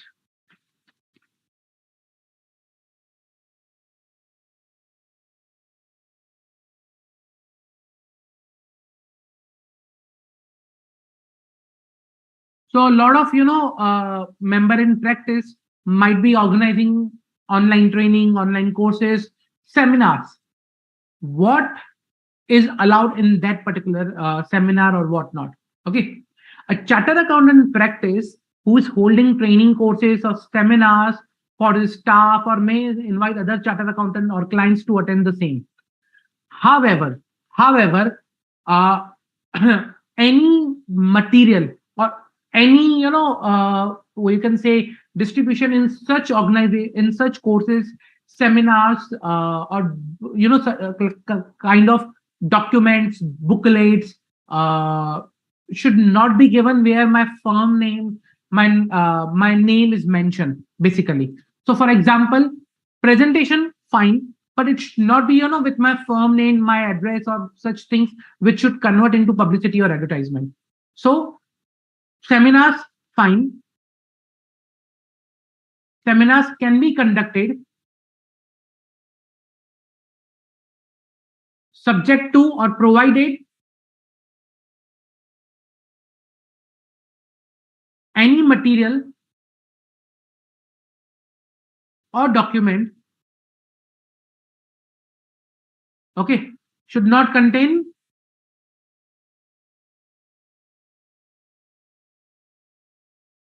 firm name, address, professional attainments, okay, or any material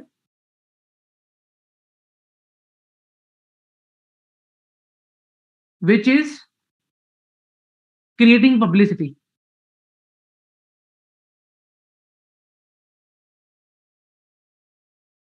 Okay, so if I'm distributing any such material, then I will be held guilty of professional misconduct.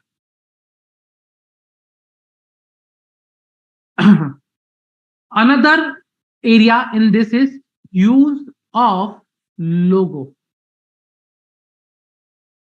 A lot of people also raised a question: which logo can we use? What is our, the permissible uses of a logo? Now, logo can be used on letterheads, visiting card. Okay, uh, what you can say, but but there are certain things which are required to be taken care of while using the logo. Okay, there is a what you can say, there is a logo already provided, common CA logo. Okay, that common CA logo is a symbol of CA profession in India, and there's a unique logo. I'll show you that unique logo also. Just give me a minute.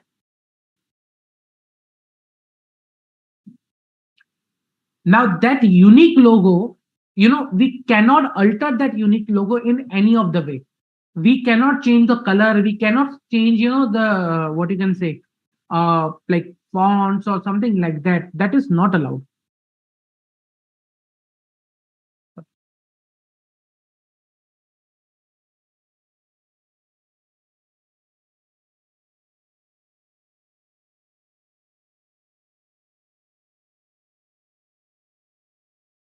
Okay.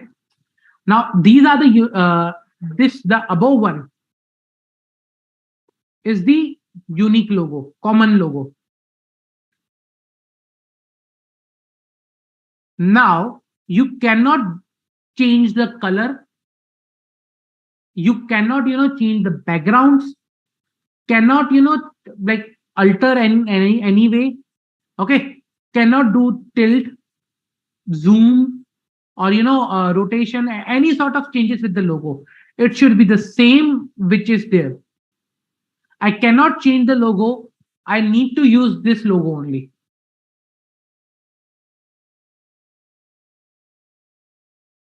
So, keeping in mind that we need to make sure that if we are using a common logo, it should be used as it is there. It cannot be used in any other way. That's a guidelines, also council general guidelines.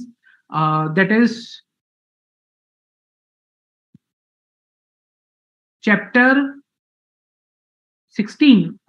Chapter 16 of the council general guidelines, which talks about use of logo, the logo guidelines. Okay. Now this logo can be used, but subject to, like, we do not change anything. Clear? Any doubt?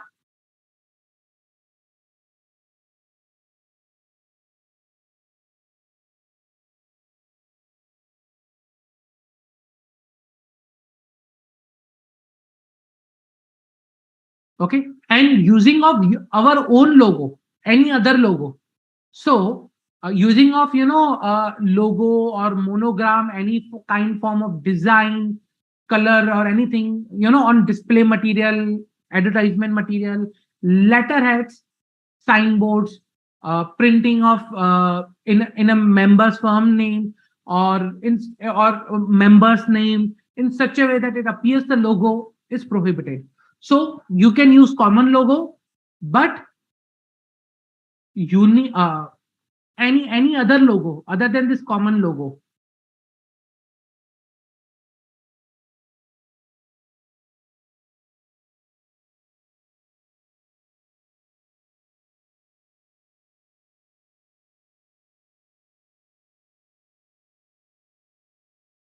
is not allowed.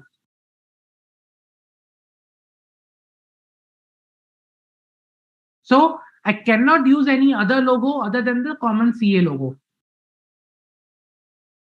And I also cannot change this particular logo, like, changing of colors. Clear? Okay.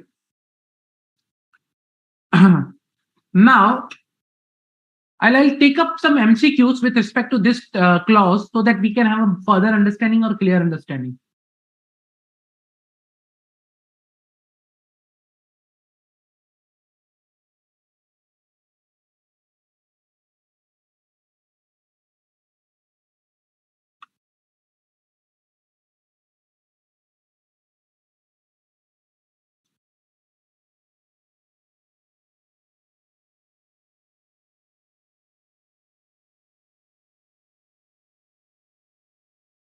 Let me bring the particular MCQ over here.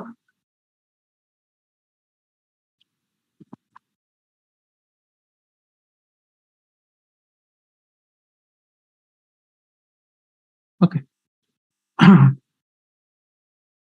Just to revise the earlier MCQ where I had left the clause 7 part. Okay. So clause 7, where he used the definition of cybersecurity expert. So in that case, what was the clause saying about that? Section 7 of the Chartered Accountants Act, read with clause 7 part 1 of first schedule, okay, prohibits advertising of any professional attainments or service of a member. It restrains member from using designation or expression other than of a chartered accountant in documents through which professional attainments of the member would come to notice to the public. Okay.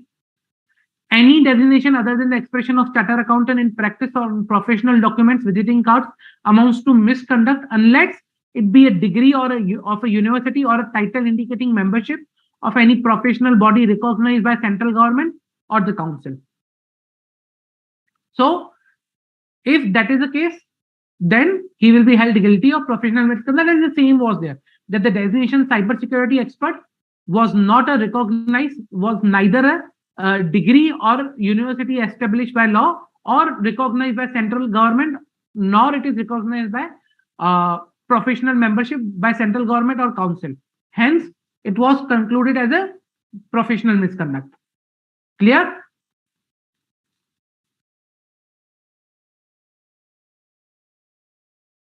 Now there is one question: can we use ICI logo? Answer is no. Can we use ICI logo? Answer is no. Okay, so ICI logo we cannot use. We can use the common CA logo. Okay, then where can we use the logo? We can use on letterheads. We can use on visiting cards. We can use on our what you can say documents. Like if we are issuing a document, we can use over there, but not a place where it becomes an advertisement. So there is another question, very good question. Can we use the title doctor, okay, along with other qualification like chartered accountants? Like if we are a chartered accountant in practice, can we use doctor? Now, doctor is a degree. Basically, it's a recognized one. Okay. And if you are, once you become, if you clear the MBBS or some other way, MDS or whatever it is, okay, you can become a part of the professional body of doctors, which is there. And once you become a part of that professional body, you become a member. Okay, then you get used to that title doctor for yourself, and that is fine. In another case, if you have completed your PhD, okay, if you have completed your PhD, you get in that case also it is a degree of a university or it's recognized by central government, and in that case also you can use a doctor. So that is fine to use a doctor in both cases. It's a medical, non-medical, both.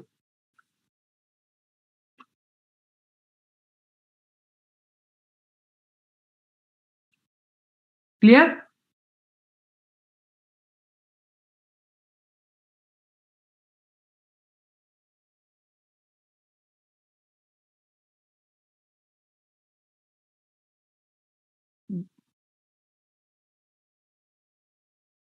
Any doubt till now?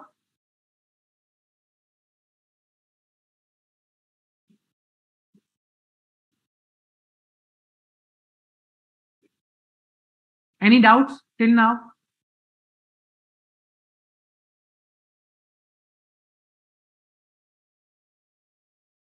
Okay.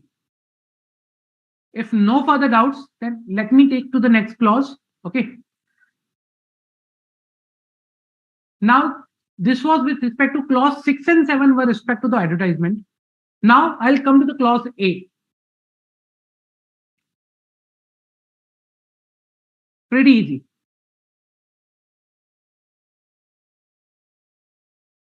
What clause 8 says that?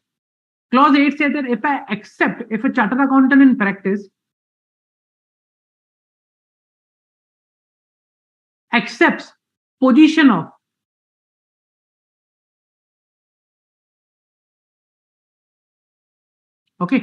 auditor previously held by another chartered accountant.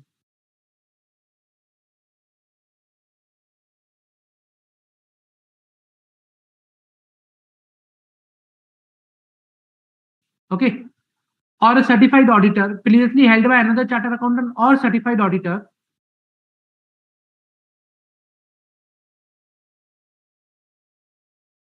who has been issued certificate under restricted certificate rules without first communicating to him. Without first communicating to him.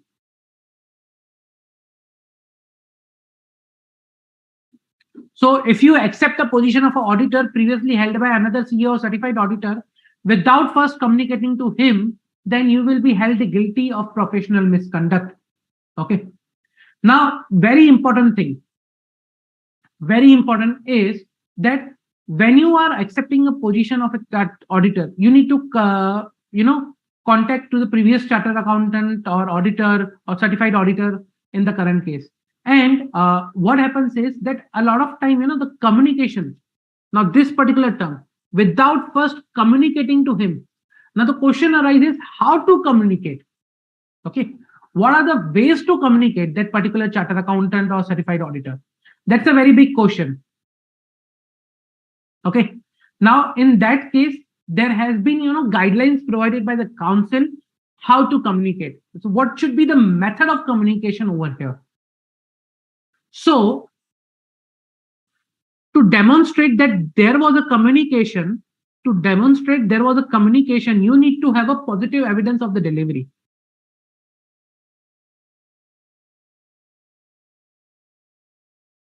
Okay. To demonstrate a communication, okay, they should have a positive evidence of the delivery on their hand.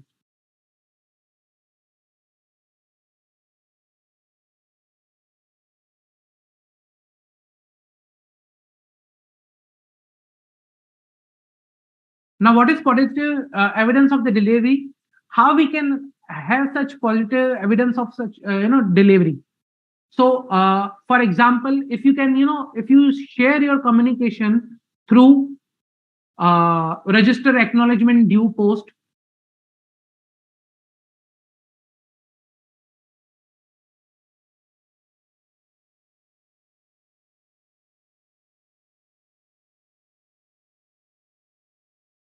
register acknowledgement due, where you get the acknowledgement, you submit by hand. Okay, you submit by hand against a written confirmation.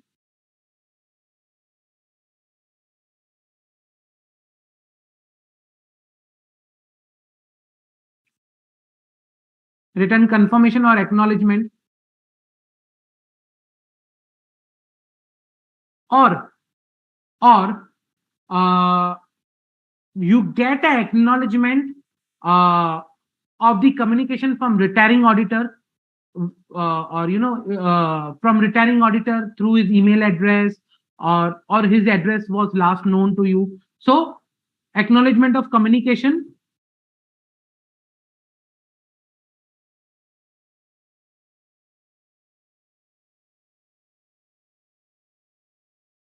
from retiring auditor.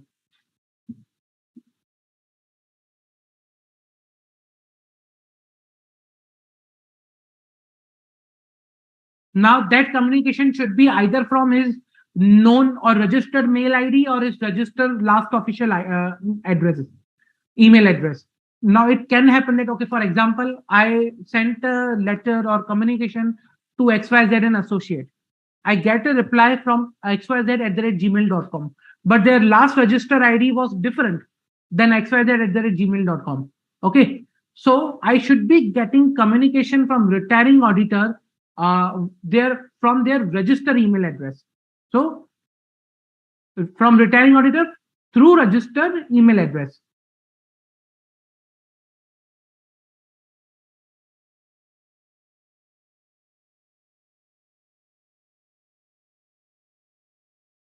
Or what you do is you generate UDIN. So, I hope you are aware that UDIN is a unique identification number, okay, generated on UDIN portal. Okay, if you along with all these three things, you generate a UDIN and you submit through particular that what do you say? For a communication, you generate a UDIN. Okay, this was the communication. Then it will be fine. It will be perfectly fine. It will be counted that there was a positive evidence of the delivery. Okay. So UDIN through UDIN portal.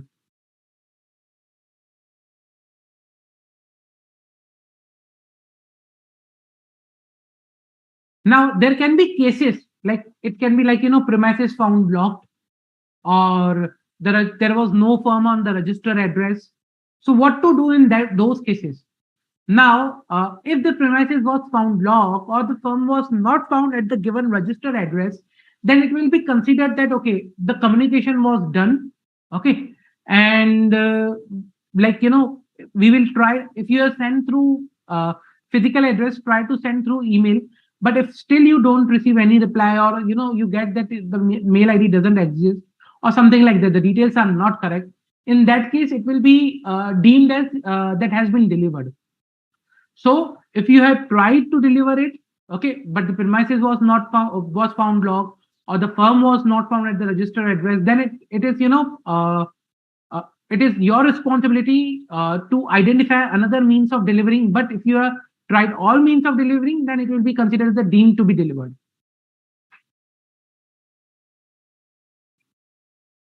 Any doubt till now with respect to this?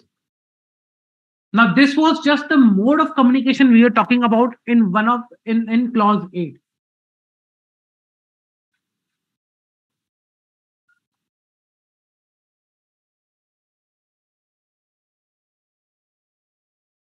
So there is one question, like, whether the CA common logo behind car is allowed. I'll suggest it is not allowed. It's a bit of gray area, generally because that's not a professional document where you can put a logo. So I suggest it's not allowed.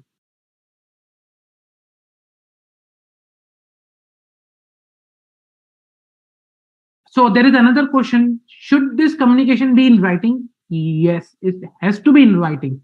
This communication has to be in writing.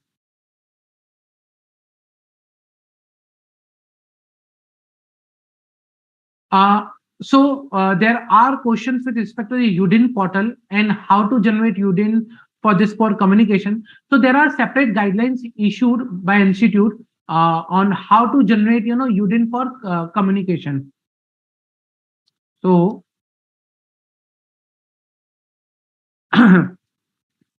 now in that case, the detailed guidelines are given, what should be written in those cases, and what are the things you need to, have for that particular communication in that UDIN. Any further doubts?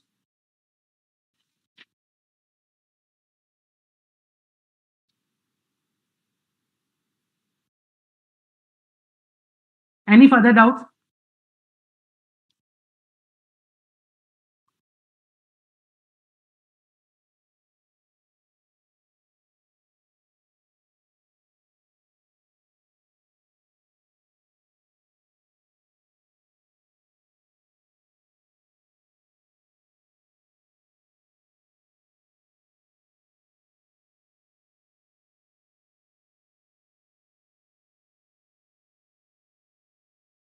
Okay. So I'll continue if no further doubts. Now, another part here is that whether are we required to communicate for tax audits also? For which kinds of audit we are required to communicate? Now, the question may arise, okay, we knew that for auditor, statutory auditor, it's there, because the communication is there. What about special audit under income tax? Tax auditor. So whether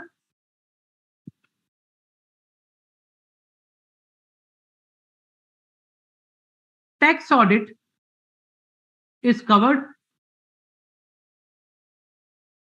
So you tell me, guys, whether tax audit is covered. What do you think?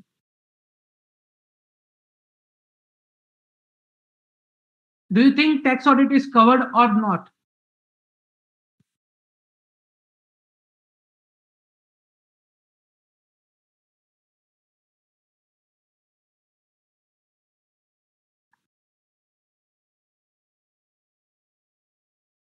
Okay.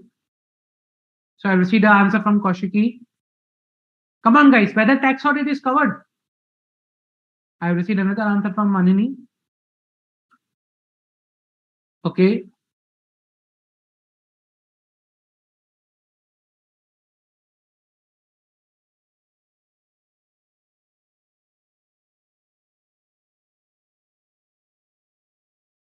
So the thing is, as of now, for as a guideline point of view or as a mandatory point of view, it is not mandatory, but it is recommendatory, or it is a healthy practice if tax auditor appointed for special audits under Income Tax Act communicates with a member who has conducted the statutory audit.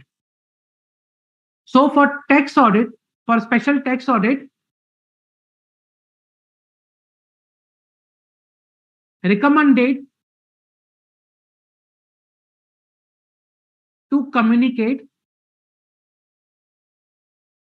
with stat auditor. Okay, so it is recommended to communicate with the stat auditor in case of special tax audit has been appointed.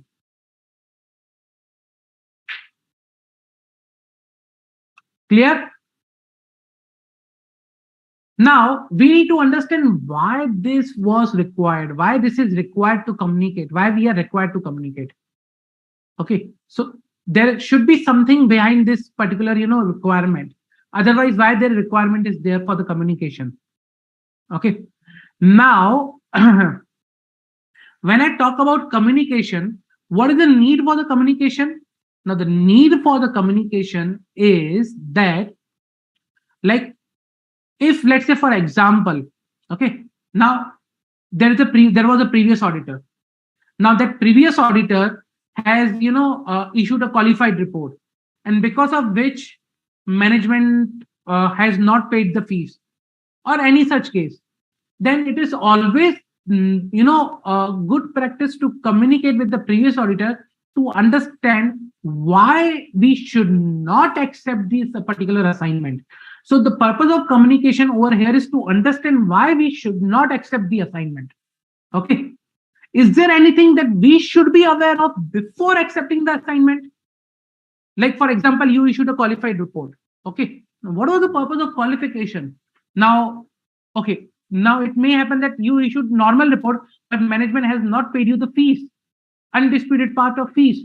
Then, is there something that we should be aware of because of which we should not be accepting this appointment? So that's why it is always good to understand that why we should not accept this assignment. Now there can be three reasons. I'll remove this as of now. There can be three reasons for not accepting an appointment. Okay,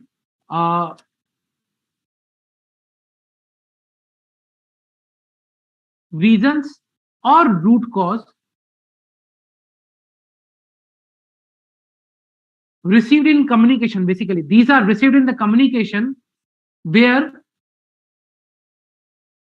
incoming auditor or professional professional or a account auditor where auditor should not accept the assignment. Number one,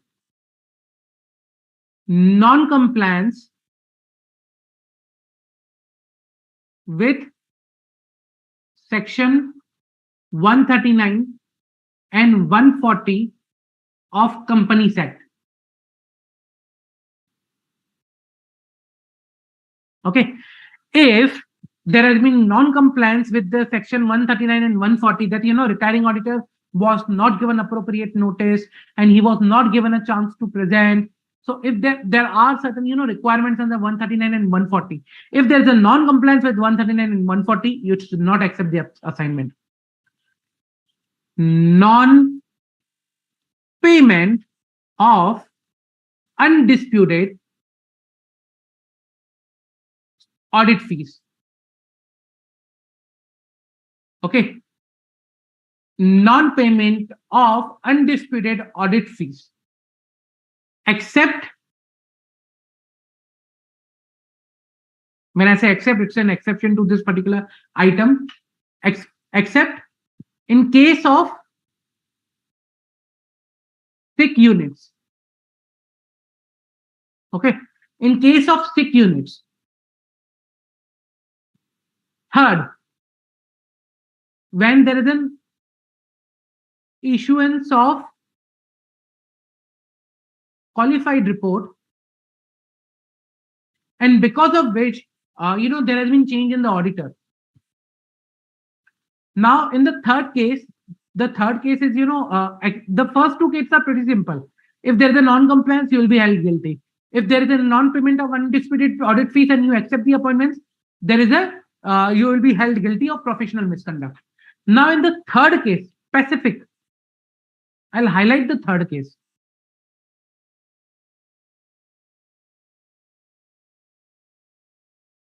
Now, in the third case, what is the scenario is if there has been issuance of a qualified audit report. Okay, if there has been issued the qualified audit report, now you need to understand whether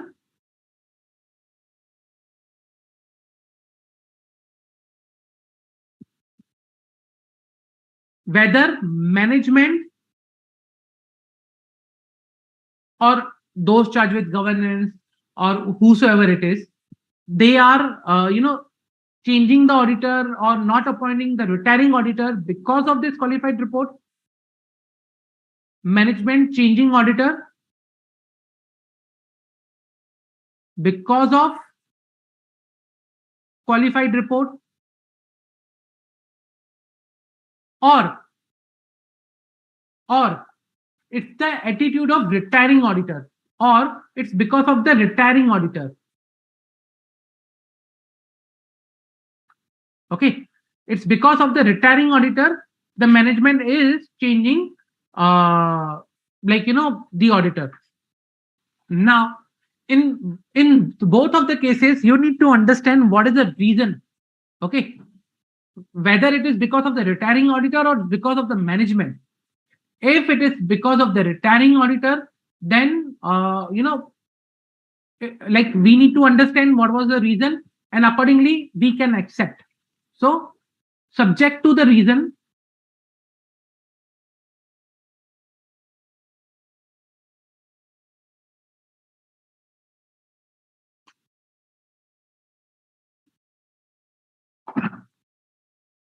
So, subject to the reason, we can accept.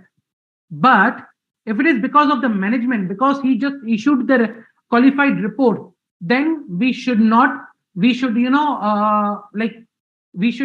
should not accept such appointment where there has been change in auditor just because he issued a qualified report. Clear? So we need to understand what is the reason basically because of which there has been issue or there has been change in the auditor, whether it's the issue of qualified report or whether it's a issue at the size of retiring auditor. But in both of the cases, we should try to reconcile between management and the retiring auditor.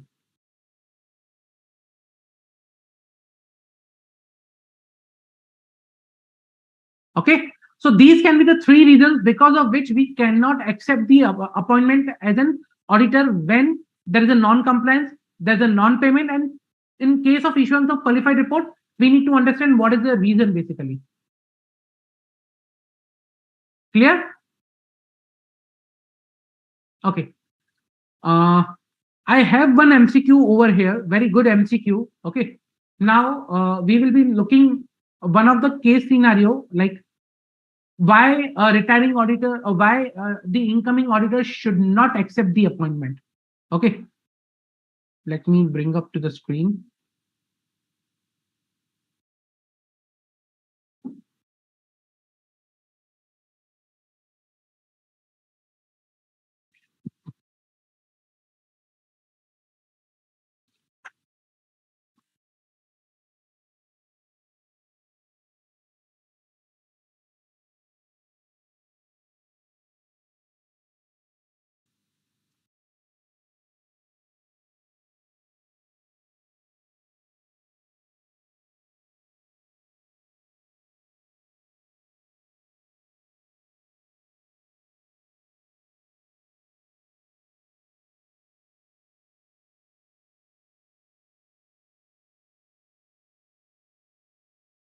Okay,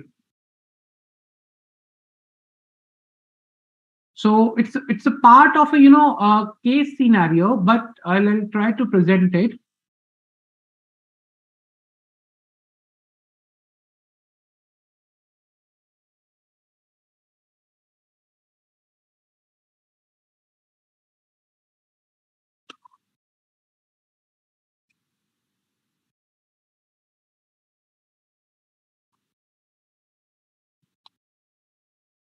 Okay, let's first understand the question over here. Okay, and then we can look into the details of MCQs.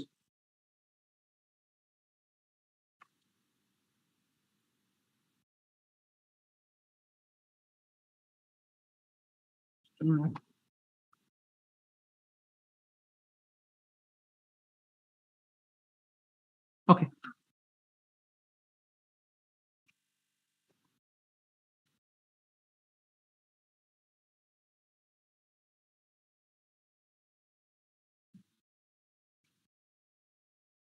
So the question is, Mr. Kush of KKML and Associate was appointed as a statutory auditor for FY 21-22 of AMPL Limited, that's Steel and Iron Manufacturing Company, and NST listed company for the first time. Last year, it was audited by Ananya and Company Chartered Accountants. Ananya and Company charged 7 lakh rupees for the statutory audit fee for FY 21-22. Over and above that, Ananya and Company raised bills for overtime and out of pocket expenses of 1,50,000. AMPL Limited paid 7 lakh to Ananya and Company, but raised a dispute over the calculation of overtime.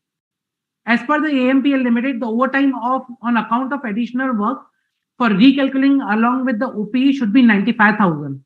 The same was paid on a day before proposing the appointment of Mr. Kush as a statutory auditor. This OPE was accounted only to the extent of 80,000 on a provisional basis in the books of account of FY 2021. Okay.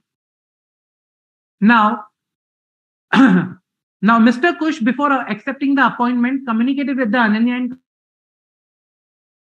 Company as to why he should not accept the as a statutory auditor for AMPL Limited. Ananya and Company replied on the same day that stating the reason for not accepting the appointment as there was pending audit fees of rupees 55,000 for FY 21-22. That is 1,50,000 that they charged. Okay, over here, out of pocket expense and overtime bills, and 70,000 less.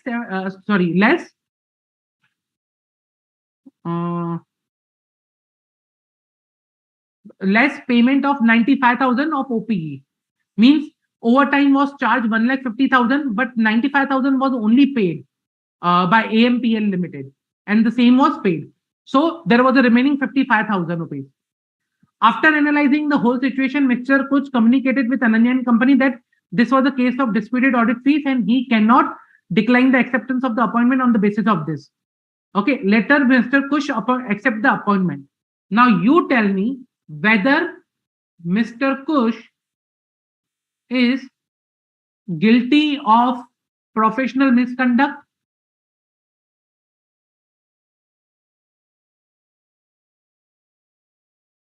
simple.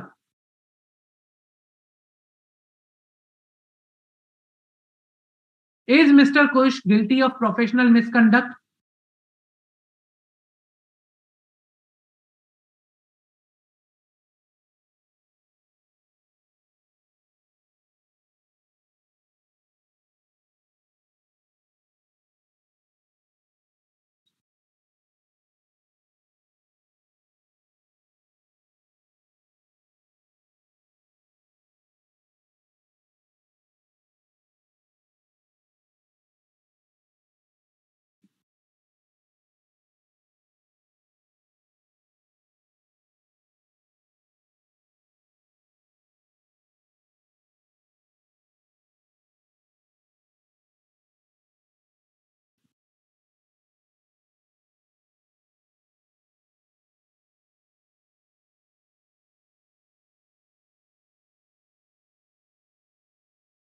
Come on, guys.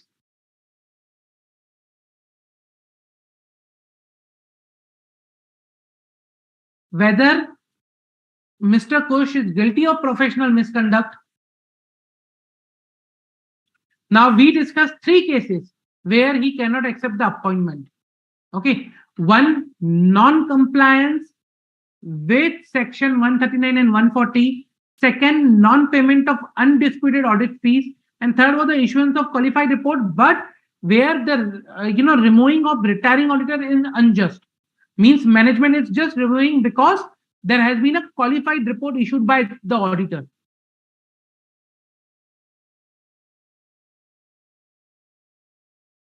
So whether in this case, sorry, yeah, below.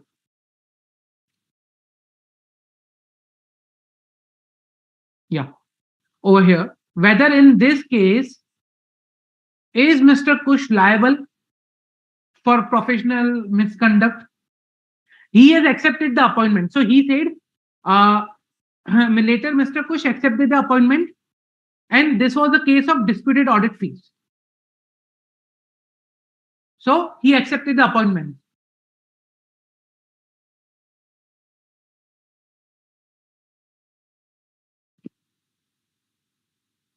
Now, to identify whether it's a disputed or non-disputed, there are two things. One, you can say if that is somewhere, their provision has been made in the books of account for any amount. Okay, if the provision has already made in the books of account. Now here the provision is 80,000. Okay, now if the provision is present in books of account, then it will be counted as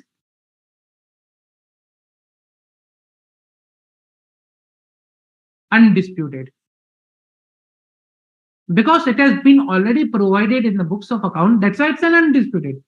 Now in the current case, the provision is made for 80,000. Out of that, 95,000 has already been paid by the company. The firm is asking additional rupees 55,000 in books, which is not there in books, and hence this is disputed. Now our three conditions says that non-payment of undisputed audit fees, not the disputed one, and hence in the current case also this is a disputed one, and Mr. Kush will not be guilty. Clear?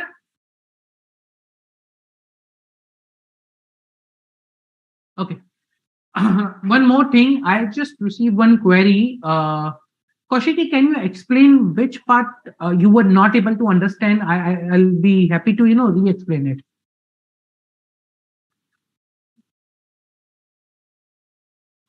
So there is another question.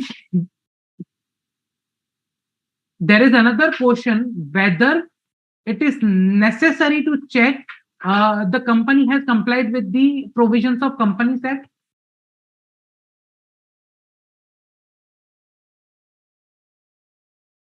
So answer is yes, it is necessary. Reason because it's we will see in the subsequent clause also, but here also, if the company has not complied with the relevant provisions of the Companies Act, you cannot accept the appointment. So it is necessary.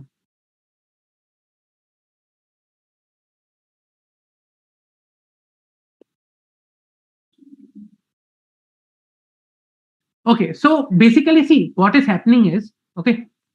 Now, in the third case, now if the auditor is satisfied that the attitude of the retiring auditor was not proper and was not justified, okay, and if he feels that okay, the retiring auditor is was not correct, was not correct on his part, then he can accept the appointment. But if he feels that the retiring auditor, okay, had good reasons, valid reasons to qualify the report, in that case, he should not accept the appointment. I'll rephrase over here.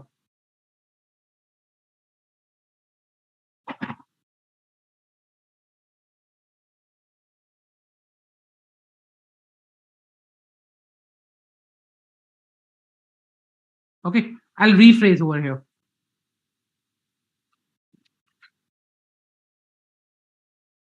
If the incoming auditor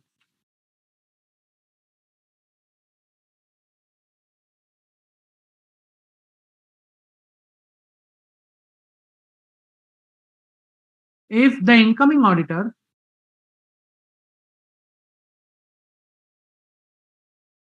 okay concludes or finds, basically concludes or finds that it is because of the attitude of retiring auditor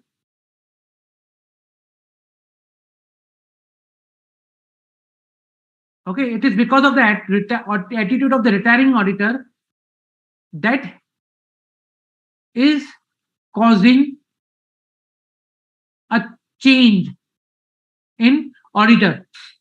Okay, that is causing a change. For example, it was the attitude of the retiring auditor because of which the management is changing the auditor. Then we can accept the appointment. But if the incoming auditor concludes that the retiring auditor was valid and reasonable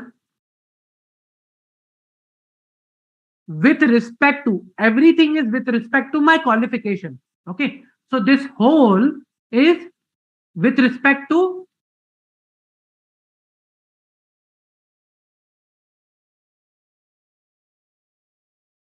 qualification. Okay, was valid and reasonable with respect to the qualification, then we should not accept the appointment.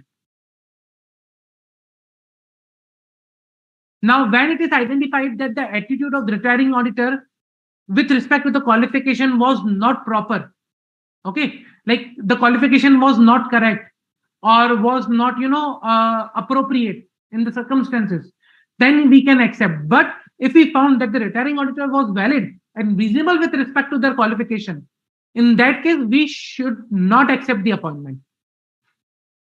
I hope it is clear.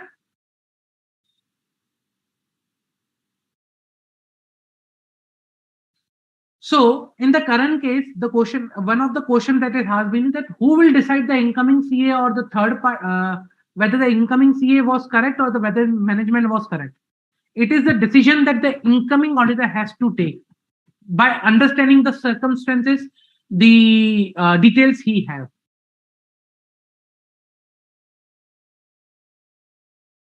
I hope it is clear.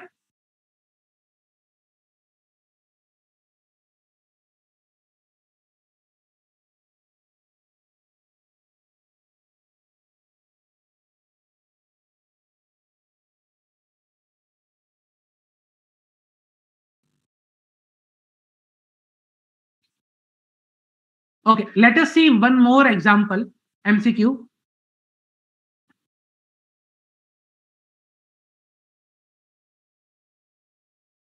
Vineet and Associates have been offered statutory auditor of TLP Limited. As a part of ethical requirement of the Institute of Chartered Accountants of India, CAV, partner of the firm, communicated with the previous auditor, inquiring as to whether any professional reason exists for which he should not accept the audit assignment. Previous auditor informed that he has issued a qualified report, so management is changing the auditor. Comment with reference to the provision of the Chartered Accountants Act and schedule thereto as to whether Mr. Vineet and whether Vineet and Associate can accept the appointment. Now, this was the question asked for the 4 marks in July 2021. Now, see the answer here. Okay. Now, clause A says that a chartered accountant in practice will be deemed guilty of professional misconduct if he accepts a position as an auditor previously held by another chartered accountant or a certified auditor who has issued certificate under restricted certificate rules 1932 without first communicating with him in writing. Okay, now the professional reasons for not accepting an audit would be non-compliance with the provisions, non-payment of undisputed fees, issuance of qualified report. Okay, now there is no rule, written or unwritten, which would prevent an auditor from accepting the appointment offered to him under the circumstances of issuance of qualified report. However, before accepting, he should ascertain the full facts of the cases. Okay, for nothing will bring the profession to disrepute so much as the knowledge among the public that if an auditor found to be inconvenient by the client, he could readily be replaced by another chartered accountant or auditor would not displease the client, and this point cannot be too overemphasized. Okay, means here it is says that it will be not good for the profession if it is identified that if an auditor gives a qualified report, remove him, you can get another auditor. That is not a good image of a profession. So from the Minute and association may accept the audit of TPL Limited if it's satisfied that the attitude of the returning auditor was not proper and justified. If, on the other hand, CAV feels that the returning auditor had qualified the report for good and valid reason, he should refuse to accept the audit of TPL Limited. It is based on whether management is correct or the firm is correct. Now, it should not be the case, like, okay, if the auditor is issuing a qualified report, remove him, you will get another auditor. This should not be the image of the profession in the market. Clear? So this was for the 4 marks asked in July 2021 exam. The same what we discussed with respect to the clause 8 part 1.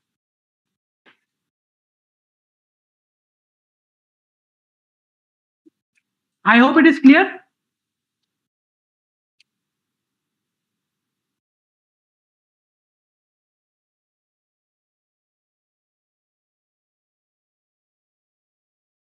Okay, great.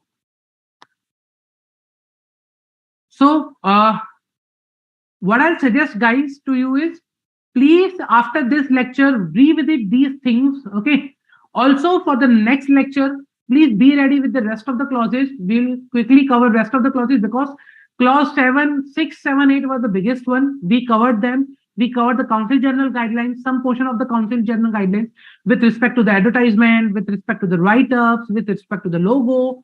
Okay, we have covered the communication part. So these are the very important part. Okay, we have covered it. In the next lesson and next lecture, we'll cover clause 9 and rest of the parts, rest of the schedules.